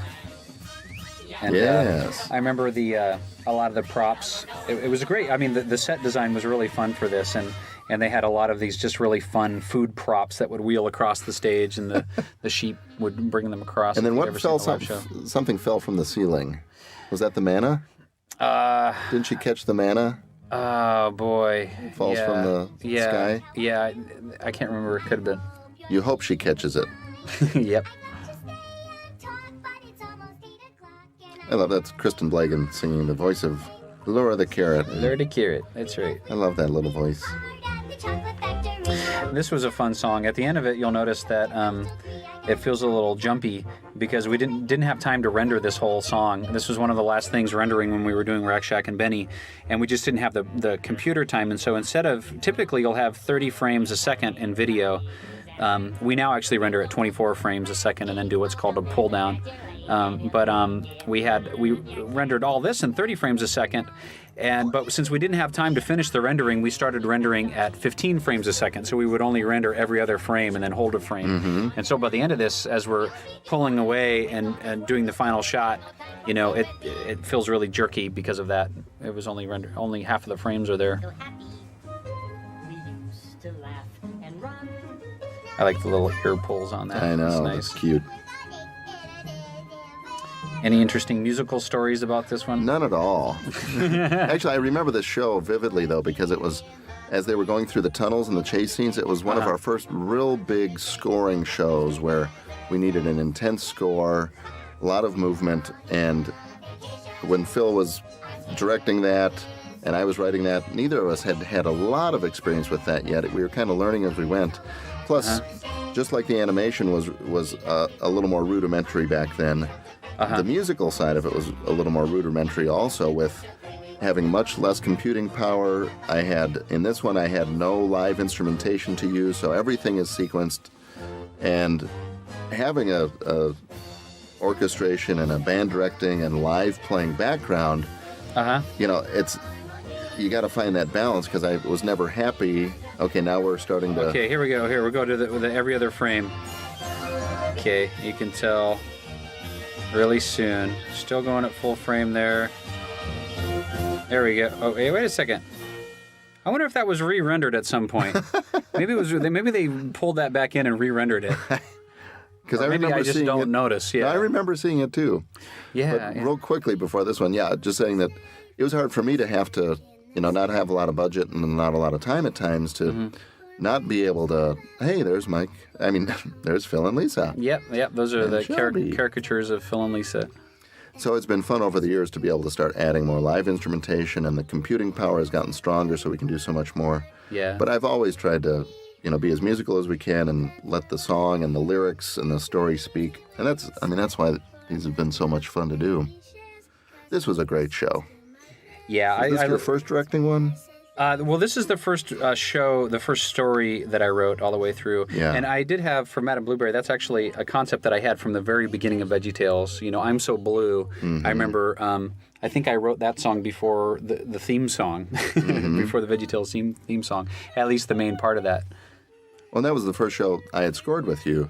And it's funny just getting started and trying to find your rhythm and my rhythm. Oh, right. With Phil before that. Right. And the opening sequence took many, many redos. But then once we got that, and okay, this is what Mike's looking for. This is his style. Yeah. That was a fun show to do. Yeah, that was really, I really liked that one. Oh, that's a great idea. You go ahead and keep walking. I remember going to, I believe it was the Dove Awards week when they still had CBA week during Dove Awards week, and going into one of the events, and it was like an hour or like a half an hour before the event started, and they had this playing on the, on the whole system over things. I just thought that was so cool. And there were people singing to the songs. It's like they actually know who we are. That's right, and they know the words to the songs, even if they are clearly written on the bottom of the screen. That moment for me came when there was an interview in Contemporary Christian Music magazine with Out of the Gray. Okay. And somebody asked them, so what sort of music do you listen to? And they said, not really much of anything, unless you include VeggieTales. I about jumped out of my seat. I was like, they know of us down in Nashville? That was so cool, because I was a big fan of their music. Still am. Cool. Love you too.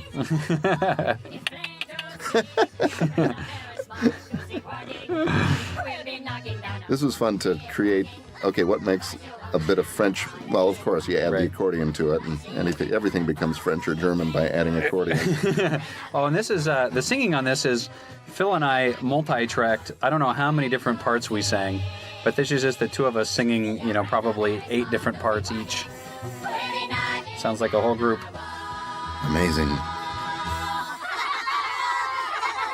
Because it really only is Jean-Claude and Philippe. All right.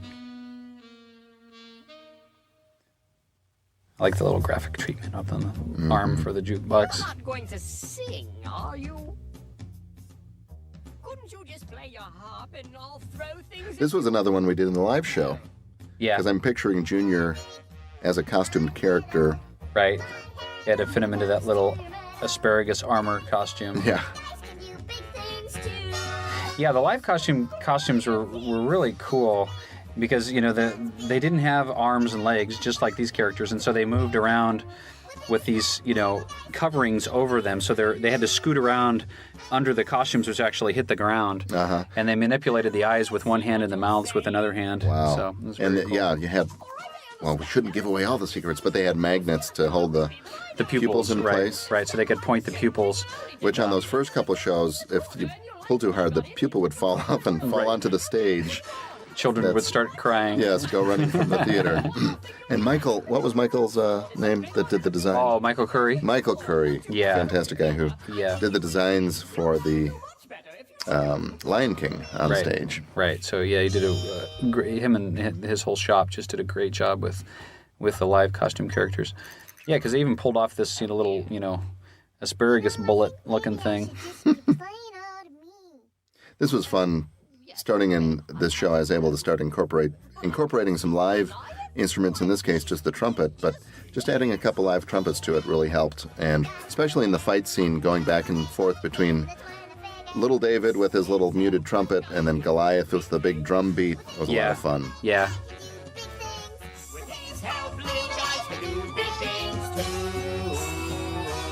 And that's such a good message in that song. Mm-hmm. Still relevant today. To this generation.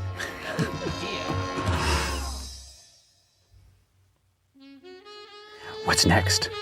The stuff from our rap. We got letters on this, didn't we? Because it's a rap. Because it's rap. Yeah. I think it's more widely accepted. Remember that? Mike. Yeah, That's yeah. Mike. I remember trying to explain that sound to you. It's like, no, it's like this foghorn kind of sound, but it's like somebody's doing it, And I remember trying to get Kurt to, do something like it, and you finally just said, "Here, just sing it, and then I'll affect it."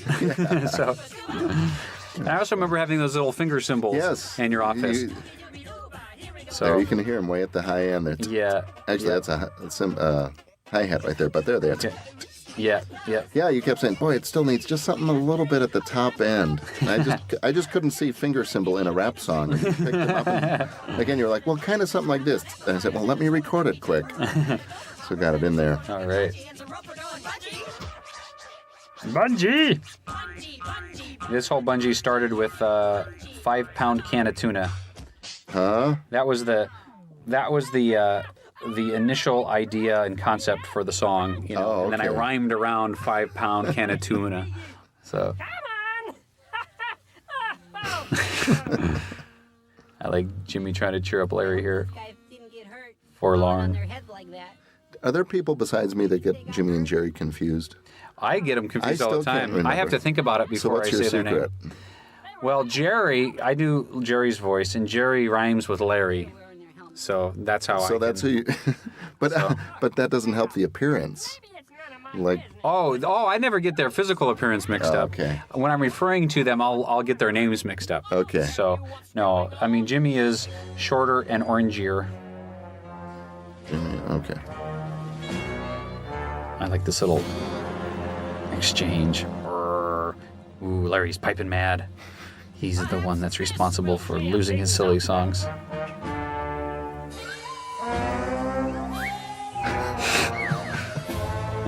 And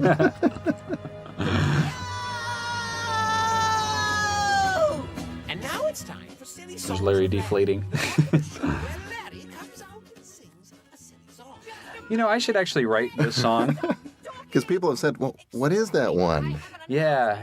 It's not like we had actually written one that we're keeping secret from somebody. But, we could actually use that. We could use that same set, and I could just write a song about being stuck in a bear trap. Yeah, I mean, we've got the first 4 seconds written. What's another 4 minutes? Should be pretty easy. That's right. Actually, I remember we actually had it recorded She said to me, "You're stuck in a bear trap, but you might need some help getting out." Remember? Yeah. I don't remember She that. said to him something, and I think that my moose may have gout or something. I forget what it was. Gosh, we're halfway there. Yeah. Hey, those no, but that's pictures on using the cheeseburger song, though. Those pictures on the fridge, those are actual artwork sent in, aren't That's they? right. Yep. And that corrugation on that cardboard is actual corrugation. That's which is very cool. Love songs with Mr. Lunt. Here we go. The part of the show I missed. Yeah, we just not too long ago did the Belly Button song, brought back Mr. Lunt, but this is his premiere solo act. This was a fun song to do. Yeah, I remember going out and getting Air Supply and Meatloaf albums. Yes. And then the not animators. related at all to this song, just going out and buying them because we love them so much. Yeah, that was the concept. We wanted 70s rock opera. And actually, somebody had recorded a Meatloaf documentary off of VH1. Oh, I remember that. And so... yeah, I kind of like the guy. Brought it in for the animators, and we watched it. So it was an interesting documentary, trying to pick up on Meatloaf mannerisms for Mr. Lunt's animation. And this is fun. I got to do I did this background stuff. That's what I did in my previous work experience, was 2D compositing and graphics.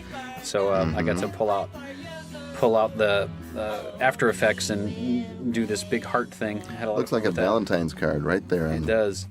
Yep. On TV. There was going to be a now Valentine's commercial. this is the one that you had a completely different verse. Okay. Remember? And this is the one that was the Spanish soap opera. Oh, I'm forgetting this. What is this now? Okay, well, I'll just make up the story then. No, you did.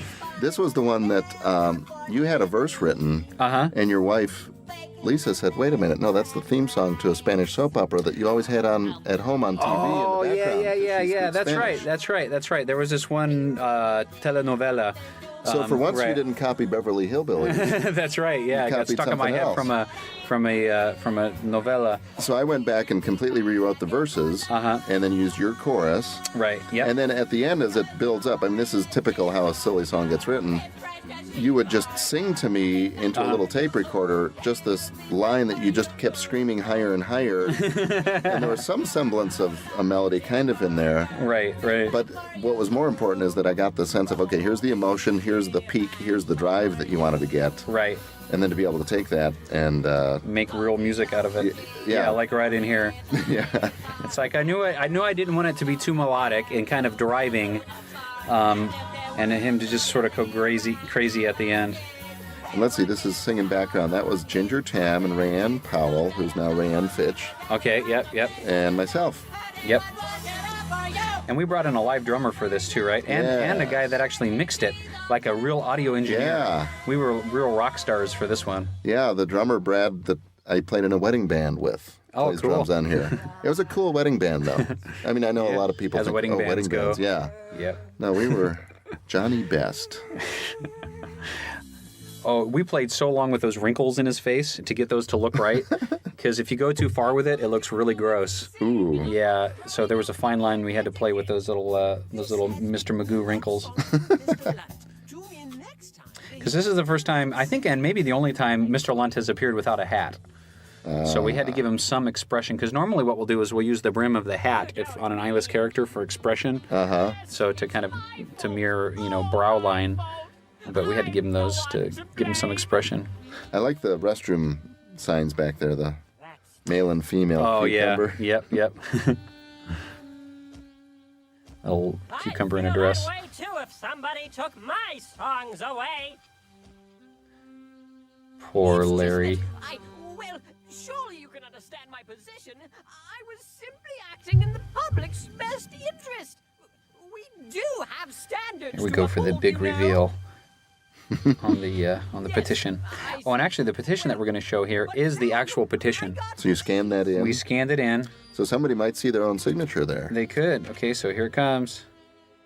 There it is. That's the actual petition. Save our silly songs. It was funny because Dan Lopez, the guy that did the drawings for the Cebu song, he did the modeling for this, and he actually he either talked about it or did it. I can't remember, but he had like a little semi-automatic, like a little machine gun. And so when Archie opened it up, there was this machine gun in there, just as sort of a joke. I'm like, no, Dan, we're not going to do that. And here's some little in the background there in the briefcase. There's some fan drawings of some characters we threw in there. We scanned in there and threw those on. So you mentioned Duluth. Oh, okay. And here comes Moose Lake. Wow, Moose Lake. Yeah.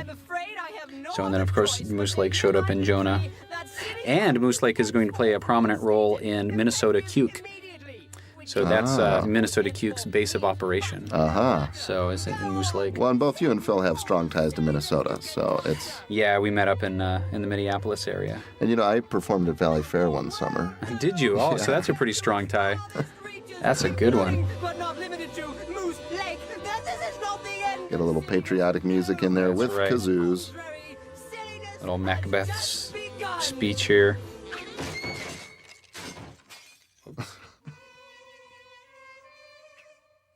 I recognize that voice. Hey, that... I can't even do that falsetto right now. I don't got my falsetto on today. Yeah, was that the two of us? In typical... I think that was just you. Men's choir fashion? Yeah, I No, don't remember. yeah. I know I was singing it. I don't remember if you joined me or not. Yeah, I don't think I did. I think you were there. This is in the land of DVDs. Wouldn't that be cool if there were real jukeboxes? I guess you'd lose your DVDs or your CDs that way if you fed them into a jukebox. Or would you get it back? This is... Go ahead. Oh, I was just going to say the inspiration. I grew up, one of my favorite albums, I was a big Dr. Demento fan, but my dad had this album from a group called the Chad Mitchell Trio, and they were sort of a folk comedy trio, and I loved their music, and they had songs like Super Skier and Lizzie Borden and Hang on the Bell, Nellie. And so I just loved sort of that folk comedy style, and so I wanted to... when I did this song, I wanted to kind of tap that. And so when these guys are singing, the four guys, we made them into a quartet instead of a trio. But they kind of have that comedy folk feel to it as we go over, go into the land of yodeling veterinarians. Well, and this was finally Larry gets to yodel, which was great. Yep.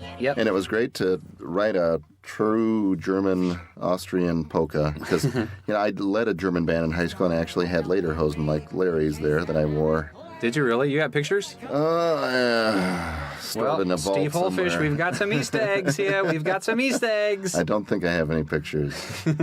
Maybe I do. I'm not telling you. But this was one of those typical examples of you having a concept of, let's take these two completely separate musical genres, a guy's quartet and a polka, and somehow putting them together in one song. Yeah, it's just one of those fun things about collaboration that anytime you collaborate, you get things that you wouldn't get doing things by yourself. Because I'd never... wasn't that John Waba doing the voice on the phone? It could have been. I think that was one. Okay, it could have been, yeah. Hey, John, hope you're doing well. And I love that cat. So, yeah, it's just fun to, the challenge of, okay, let's put those two styles together and make them fit together. Yeah. Is just part of the fun of working on these silly songs. Yeah.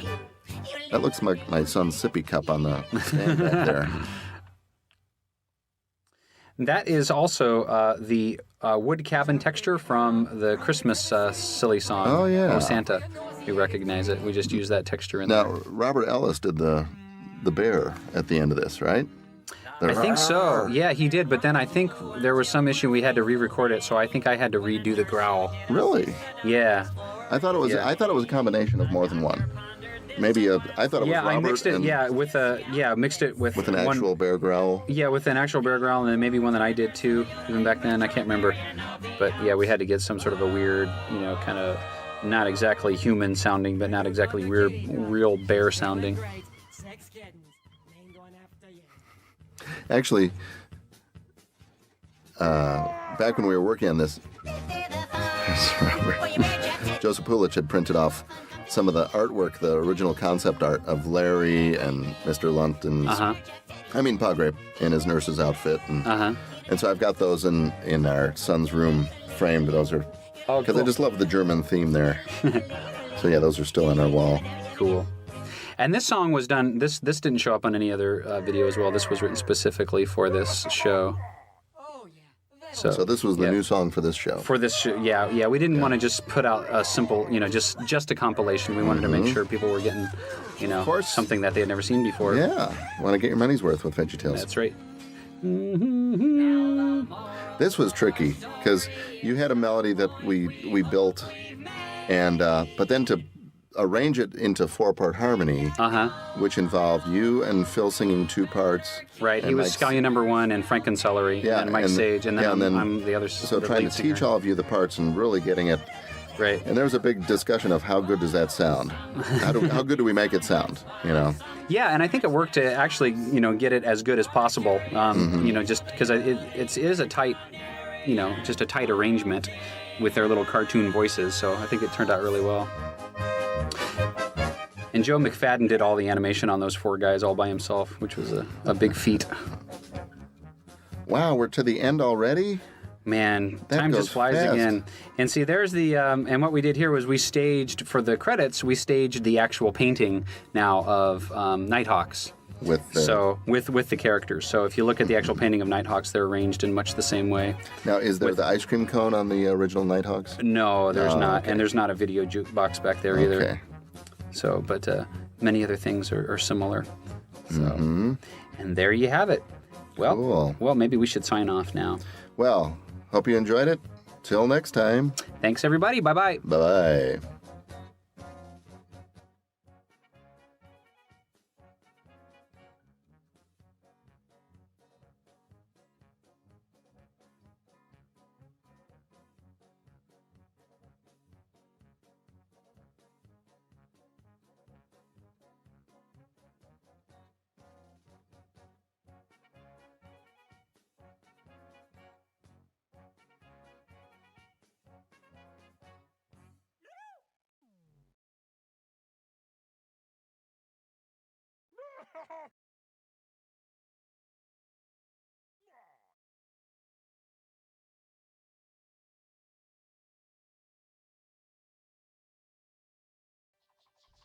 Hey, Phil here.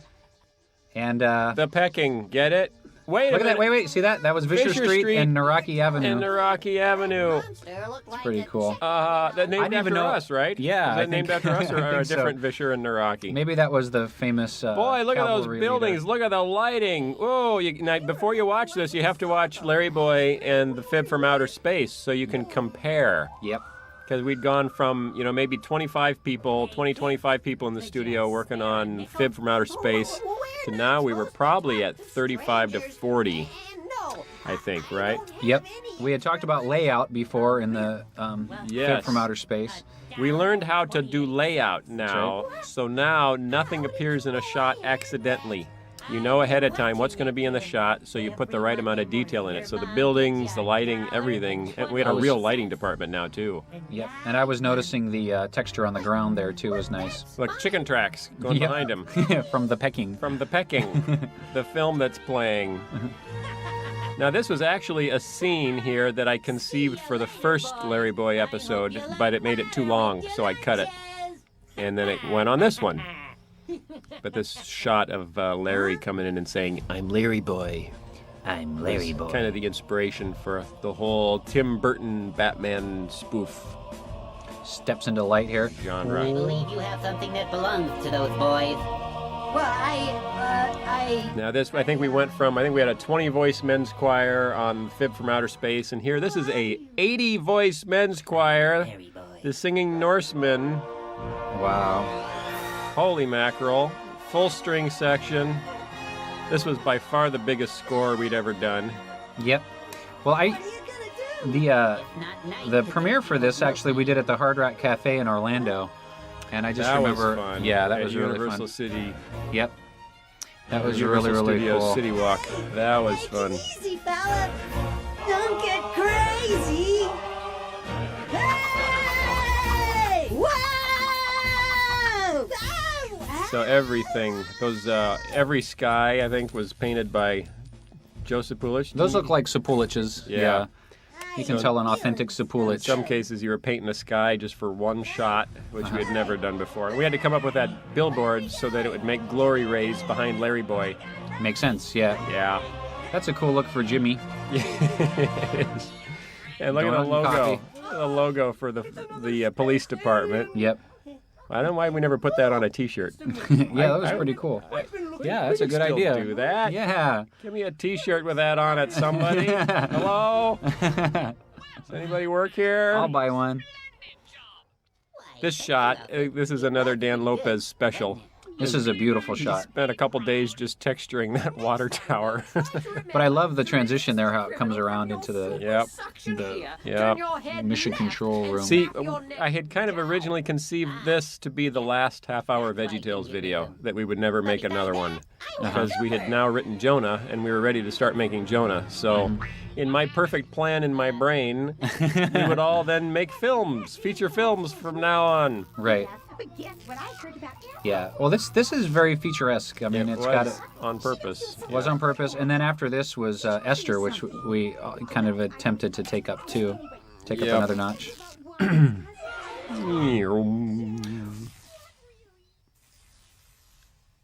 This is a What do you fun think we go get some backstory you know, to establishing thing. Yep. Where did the villain come from? The creation of the villain. Yep. Whenever people ask me what my favorite VeggieTales episode is, this one's always in my top 3. Whoa. I like this one a lot. What are the other two? I'm sure the people at home will want to know. I like Madame Blueberry. It's a good one too. Yeah. And oh boy, you know the other one is a toss-up. Because I really like Little Joe a lot. Little Joe turned out great. I like that a lot. Yeah.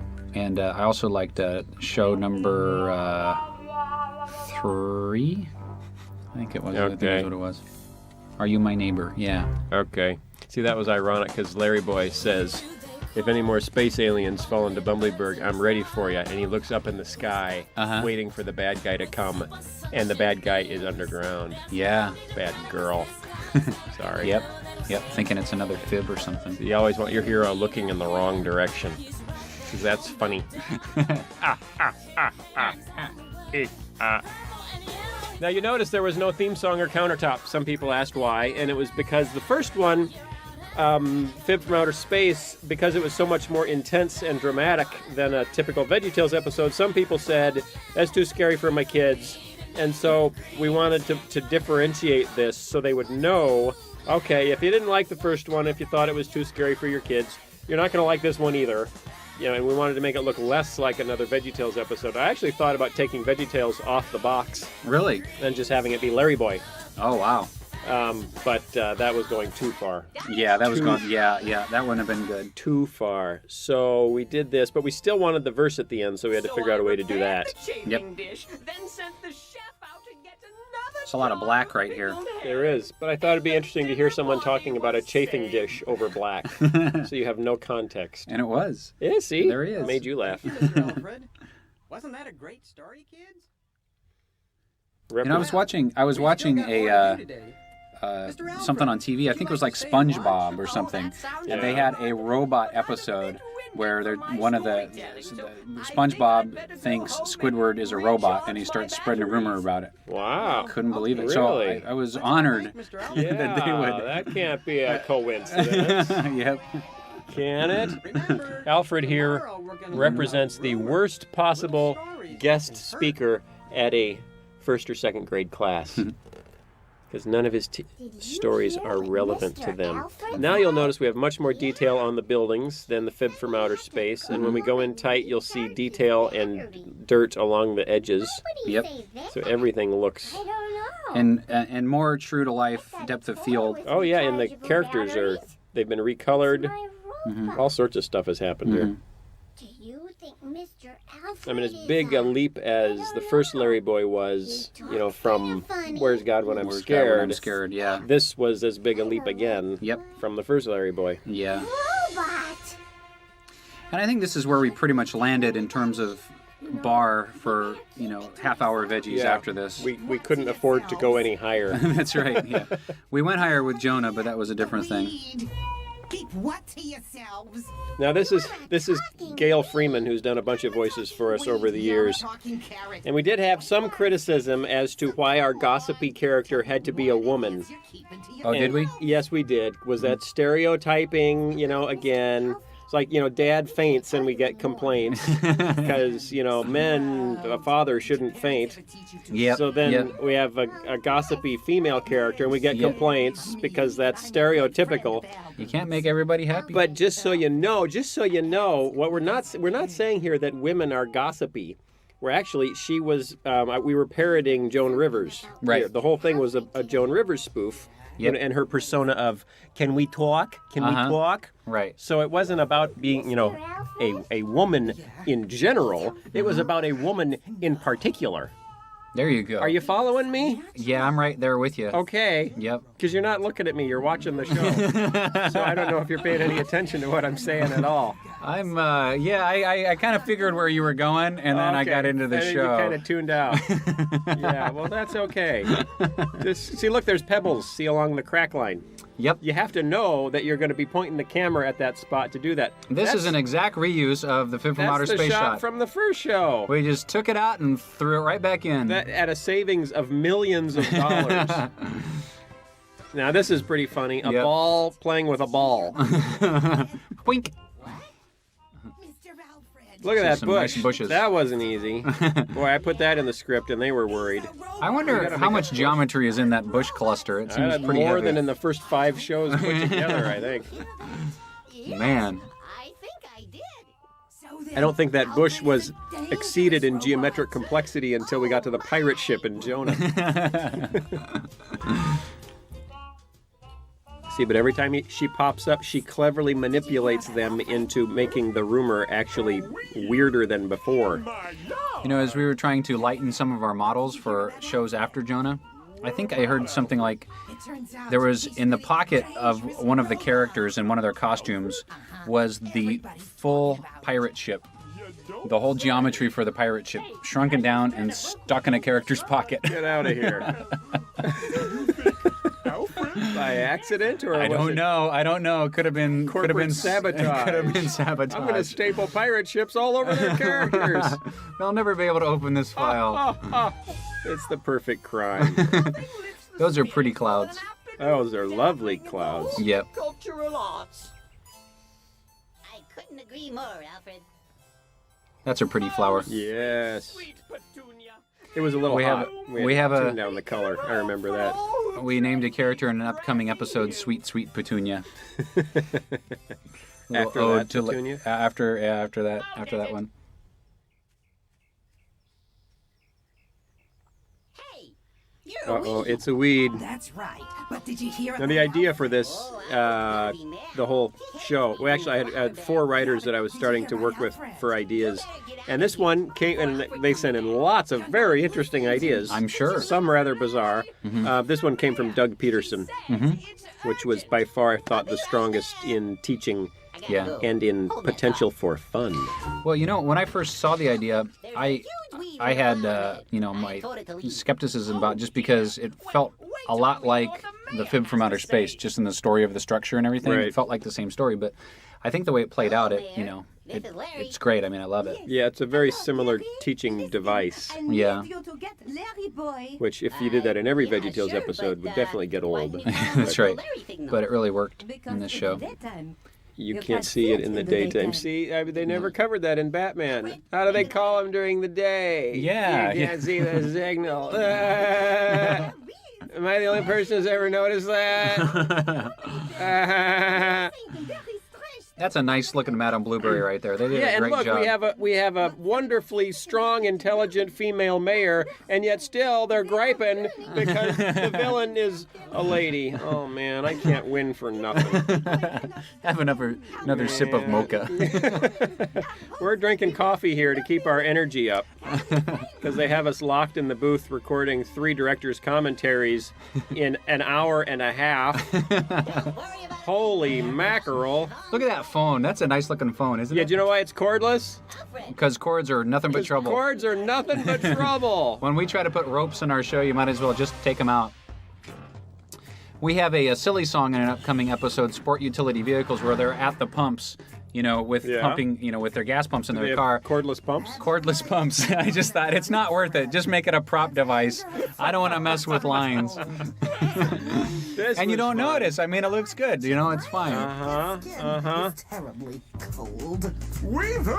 This was an interesting song. I ended up liking the performance by the W's better than our own performance. Oh, they both have their merit. I like them both. Yeah. Yeah, the W's did a great job on it, too. Which you'll hear under the credits. That's right. If you haven't listened to this already.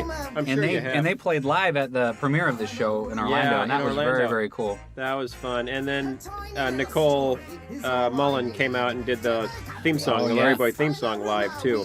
That was one of our best premieres ever. I love that. What a party that was. You should have been there. Were you there? Maybe you were there, and I just don't recognize you because you're older, or you shaved your beard off? I don't know. You like that sound effect? Yeah, where'd you get it?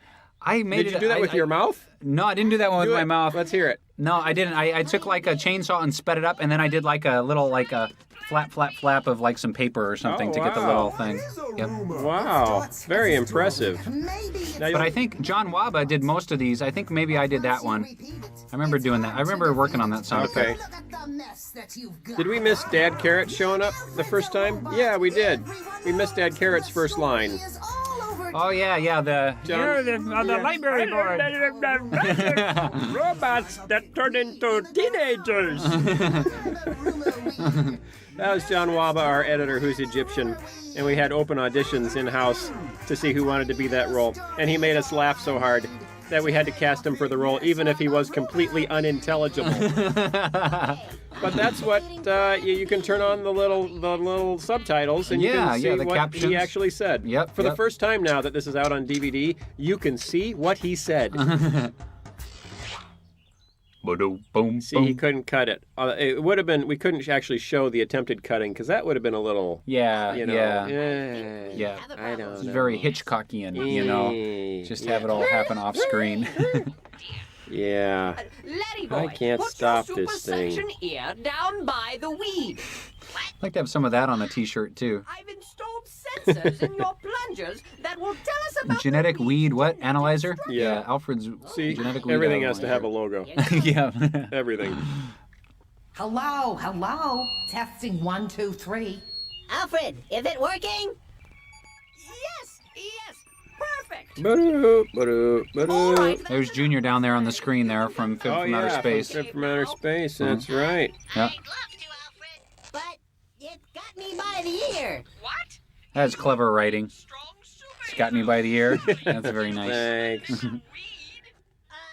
Yeah, He doesn't have much else to hang on to, though, so I'm not sure I was trying to be clever. So now you notice we got multiple colors. I mean, we actually had color styling going on where they were laying out what color combinations to use for which parts. It was crazy. And I mean, more time went into just this song than the whole first 2 shows. Man. A tiny little story is all I need. You better watch out for the rumor weed. It's kind of odd, though. Mr. Nezer and the Egyptian Carrot singing back up on a big band song. That's cool. It came off well. Have I ever told you I bought a disco ball? You bought a disco ball? Yeah, I bought a disco ball. What was the They're very occasion? Cool. Oh, we were having a little going away party over at our house, and I bought a little okay. disco ball for it. Are you going away? No, it's for somebody else. Oh, okay. Yeah. Photosynthesize. It doesn't photosynthesize. Why do we care if it takes pictures? See, get it? Photo. Oh, boy. Photo. Yeah. It's how they See, you can have so much fun when your superhero's kind of dim-witted. They don't need energy to grow? We need more dim-witted superheroes. That's what the world needs more of. Much more interesting. Not sure if they make good role models, but, you know. Well, where do they get it? They're nice. Yeah, they're more approachable. A dim-witted superhero. Yeah. Because very few people invite Superman over for dinner. They're just He's intimidated. intimidating. Yeah, What are you going to talk about? Right. Your lives have no commonality whatsoever. That's right. But Larry Boy, that's Yeah. easy. Yep. You worry about him breaking things, though. No, That's an those are awfully the nice weeds. graphic. Look at all those little pictograms. Very cool. Yes, and at the rate they're What was that growing, Tom people Cruise can't movie that he find a did way with to Steven stop Spielberg? Bumblebird The, will be really weedy. The Minority Report? Yeah. Yeah. Oh, It's kind of by Minority right. Report Well, that's where looking they shot. got the idea. Yeah, because this predated Minority By Report. years. If Larry would have hands, he'd be moving, things around with his hands Right. digitally. And pulling out his eyeballs. That wouldn't be so good. Nope. See, it's just like Larry Boy to accidentally back into a joystick, Yep. and change the course of the plot. Most superheroes change the course of the plot through their cunning. Larry Through Boy accidental changes backing up. the course through his posterior. They're all connected. Wow, what's It's really that cool big looking. green thing This right was under fun. The Bumblebird? tension of this moment. It could only be one thing. Truck in The mother weed. the mother weed. Killer weed.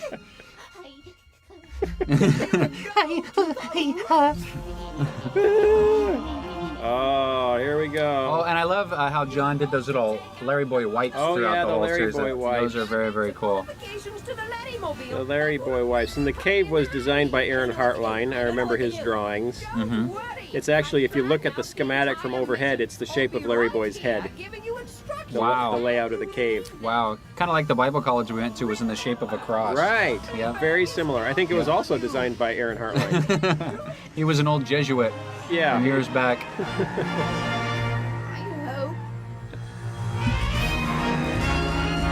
Off to the races. Now we gotta keep the tension up from here on out. I mean, Larry Boy episodes are so different than a normal VeggieTales episode. Because the whole third act has got to be non-stop action. Yep.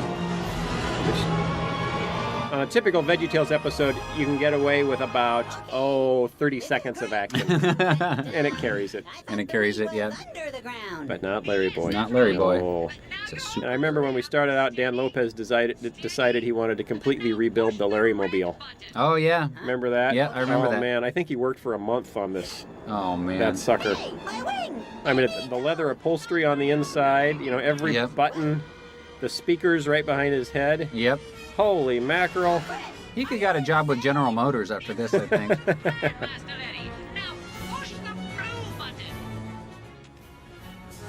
And those night lights that are going to light up, yeah, Uh-huh. see, that was all built in from Wow. the get-go.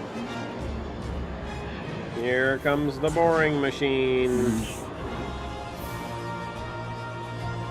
Nobody knew what I meant by that. So it's like a compound drill bit that you see on a big Oh, mining sure. machine. Yeah, And yeah. everybody said, what does that look like? So they had to go look it up on the internet. Oh, yeah. Yeah. Oh, this was fun. And they put some jokes in there, didn't they? There were like some bones or spare tires or things in the dirt behind him. Oh, really? Okay. Yeah, I remember I'd never somebody noticed that. showing me frame by frame. Okay. But I don't know if you could actually see it when it was all done. Yeah. You're boring. On not the wittiest of numbers. Oh, is that funny? Oh, man. I laugh every time I hear that. Machine. Oh, I see. I see. Now, I've set coordinates to take you to the He's sewer really system sounding like about Larry 50 now. feet Oh, yeah. from the weed. He's losing the lisp. Once you break through the tunnel wall, I'll That's a nice give you shot. more directions. Yeah. Little fisheye action. Okay, so Took this us must a- have been where the tires were and stuff. Yeah, in here somewhere, there's some hidden stuff. It took a long time to figure out how big the rock should be in the foreground to make it look like he was underground. Right. You know, right. that was a pain. Now this sequence, when we're actually underground, is when we started rendering in Mental Ray, which is a much higher quality renderer than the standard renderer, the soft image renderer. So these shots underground are the best looking shots in any VeggieTales video ever. Yep. Because it was the only time we could use Mental Ray. Oh, yeah. But look at that. Like, do you know how much time went into putting all the dents and stuff on the Oh, Larry? yeah. Yeah. Holy mackerel. Alfred, can Yep. you hear me? It's a thing of beauty. Yep. The radio isn't working. The sewer walls must be blocking the transmission. See, they're both realizing at the same time. They're thinking simultaneously and identically, finishing each other's thoughts without knowing because they can't talk to each other. Uh-oh. Complete reversal. The helper of the hero must become the hero to help the hero. How To heroic. help the helpless hero. But, and his little scooter. like his little umbrella there. And that's now his theme, which was established when he was in the classroom. It'd been funny if he would have fallen over on his scooter as he dropped out. That would have been funny. After all, a superhero. A superhero. I am a Oh, it's just a little one. We've gotten rid of our faceting here. Oh, yeah. Well, our curves are smooth for the most part. For the most part. Here comes the mother weed. We were a little worried about that scaring the kids. Yeah. You okay, kids? That breaks it up. Yeah, yeah. It's all about breaking it up. It's okay if the scared hero says something funny while being scared. Yep. Then it tells everyone that it's okay. I like Scooter out here eating a donut. Yes, officer, I need your help. Letty Boy is battling a giant weed in the sewer system. Ah, the robot! See, the rumor has spread so far that he can't get any help. So that's how dangerous rumors are. He can't get help. He needs help. He can't get help because the rumor has undermined his credibility. See, kids, you need to avoid spreading rumors because you never know when you're going to need the police to believe you that your friend is battling a giant weed in the sewer system, and they're not going to believe you because they heard you were a robot. That's a solid piece of advice. A dangerous right there. robot. That's right. You're connected. See, double meaning. There are so many double meanings in this. It's Let me just. down. If you do say so yourself.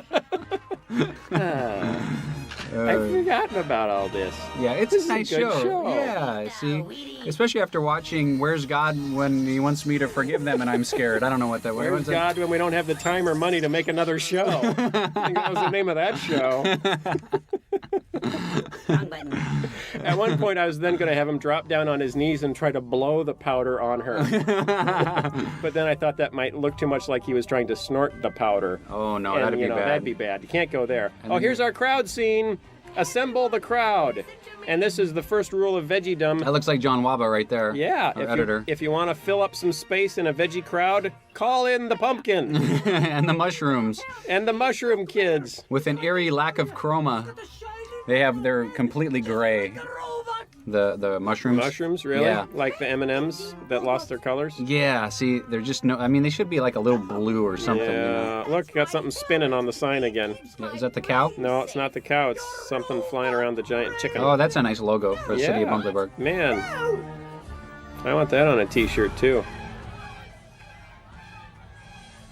I think it's the same logo that was on the cop car, just not colored. Yeah. All right. Don't look at his eyes. Now this, I'm worried that this score got a little too off-putting, a little too intense for kids, because it's a mix of your classic psycho strings with some of the themes we had established, and it's a little frightening.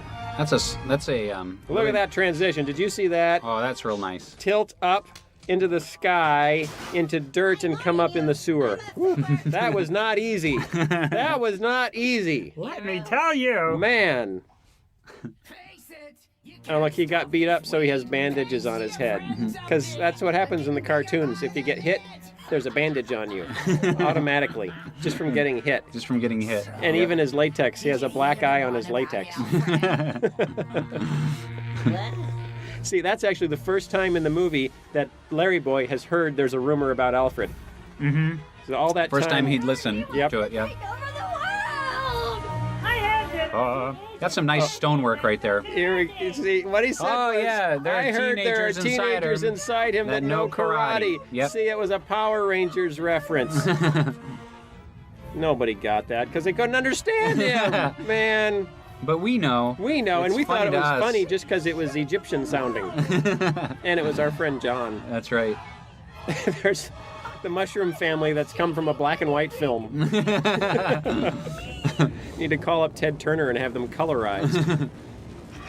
I'm not shaking it. See, the earthquake starts and they say the robot's shaking the world. Did you notice she loses her lipstick in that shot? Really? Yeah, her lips are just green. Wow. And then her lipstick is back in this shot. I remember that. Wow. It was a render crunch and we couldn't get it rendered in time. And she's kind of twitchy here. You'll notice Yeah. she's a little twitchy because they couldn't fix the twitch. She kept twitching, kind of like the old Grapes of Wrath jalopy. That's right. It's a big weed, Dad. It's a big weed, Dad. Look at all those light bulb lights up there. Holy cow. Yeah, somebody had to build every one of those by hand. They were hand blown. Look at the robots or the weeds playing with the car. That was a Ron Smith special right there. Yeah, look, it's wiggling. That's totally Ron Smith. Isn't that funny? Yep. That was not in the script.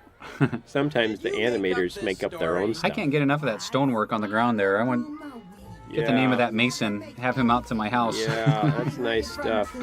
Very reliable. Look, she's twitching. Yep, there she goes. Help me. I'm a little nervous. Uh-oh. You were behind all this? See, both of these shows, both the Larry Boys show how something that a child does can grow. Right. You know, in unexpected and unwanted directions. Yep. Certain consequences. Yes. Right. Right. They're really valuable lessons to You kids. see? You see. Oh boy. Sometimes there's not enough caffeine in the world. He really meant that he was tired and needed to go home and rest. Yeah, you do have a lot more energy for this one than you did for the last one, I'm noticing. Yeah. I've kind of maintained an even keel through the thing. Oh, well, aren't you something special? I guess you should just do these by yourself from now on. Mr. No, I'm not saying that's any Mr. better. Moderation. Man. Nothing sweeter than a nice lesson from Dad Asparagus. That's right. It just goes down so smooth. Like a mocha, right? Yeah, but not caffeinated. Like More a of decaf a mocha. sedative mocha. Oh, nice words make weeds bloom into flowers. This really freaked me out the first time I saw this flower's head explode. I think I audibly screamed. I'm like, ah! But I've grown to like it. Oh, I'm glad for that. Yep, yep. It Let's felt very spread nice Scanners words. to me. I didn't like that line very much. What's Laura that? What Rose line? says, "Come on, let's spread nice words." That just sounds If she kind had of prissy. a basket of pansies when she said it, you know, it would have been nice. Yeah, the idea was right. What's behind them? Is that a Japanese restaurant? I don't know. I didn't notice that. Yeah, Japanese writing on the site. Bake sale. Uh-oh, that's trouble. I'm twitching over that. Twitching. You're making me... And he smiles, and Kurt put little bells on that smile. That's Ding, very nice. ding. Kurt does a lot of that now with eye blinks and stuff. He has nice little bells and little highlights he does for that. Here we go. Okay, kids. This is the payoff. Don't be shocked. Look at that. I replay Her my head's first gonna expression to explode. this. Here it comes. Ah! What? The metaphor works. Oh, and you get to slide down your rumor. I'm not sure what that means. Metaphorically. If you come clean, your rumor turns into a big slide, and you'll love it. Can only take metaphors so far. We should have had the mushroom family burst into color. Yeah. Like Oh! Smallville. Pleasantville. Oh, yeah, that's That right. was Smallville. Pleasantville. Yeah, yeah. Yeah. Yeah. Don't rent that Pleasantville. movie, kids. Not for you. No. Not really for anyone, frankly. Come to think of it. Oh, yeah. What happened to Larry Boy? Oh, I see the choir asked that question. Where's Larry Boy? Click. Like a little fishing pole. But he starts to spread a rumor. Somebody told me you were a robot. My wife didn't like that. She said, they should not shush him. That's mean. Oh, But I said no, they it was wanted- lovingly shushed. Yeah, they're very concerned about... And they this is their flower show. Get it? That's funny. Oh, man. that's nice. Here it comes. See, man, when you can have an 80-voice men's choir sing the end for the end of your film, you feel like a filmmaker. That's the way to end it and It's send them one home. thing to just type the end on a little, you know... Now, didn't Robert Ellis do this Yes. ending animation in like Yes. 3 days? Yeah, he had to do it all by himself in very little time. Send you home. Yep. Alfred, Because we still needed to get our Bible verse in, but we didn't want to go back to the countertop because we were Yeah. breaking away from that metaphor. Yeah. Breaking away. Screen right now. here, take a look at this. Reckless So work that's a whole is verse. like a We had a lot of half sword, but the verses tongue coming of up. the wise See, this is a nice updated QWERTY look right there. Yeah, well, that's not QWERTY. That's No. that's the Larry If you're Cave not Yep. careful, computer. your words Larry. hurt Computer. He's probably networked just to like QWERTY a though, sword. I would think. Maybe wireless, Wi-Fi. Junior and Could Laura be. didn't Maybe. mean to hurt Alfred, but 100 they were base T careful with what connection. they Although said. I don't think And he caused big problems. QWERTY is Wi-Fi compatible. QWERTY still has a 5-inch floppy. He had an expansion chassis though, didn't he? Remember, God doesn't want us to tell stories that For some reason, Archibald looks huge in these shots. I think it's because he was standing in front of Larry Boy. Yeah. He was See you next time. Yep. dot. Oh, There he goes. excuse me. Oh, here's the And there you W go. Here song. come the W's. They did a really good job with this song. Yeah, I like their version better than my version. But I guess that's good, because if you hire somebody to do a version and you like it worse than your version, then you wouldn't want to pay them. So, they Well earned their put. money. Thanks. Man, there were a lot of names in this one. I like the font for the Bum, credits. That's bum, nice. bum, ba-da. Yeah, now we had a design department that would say things like, hey, why don't you do your credits in this font that we're using for the marketing campaign? And we'd say, font? What is a font? Because videographers only know about Helvetica. That's all we know.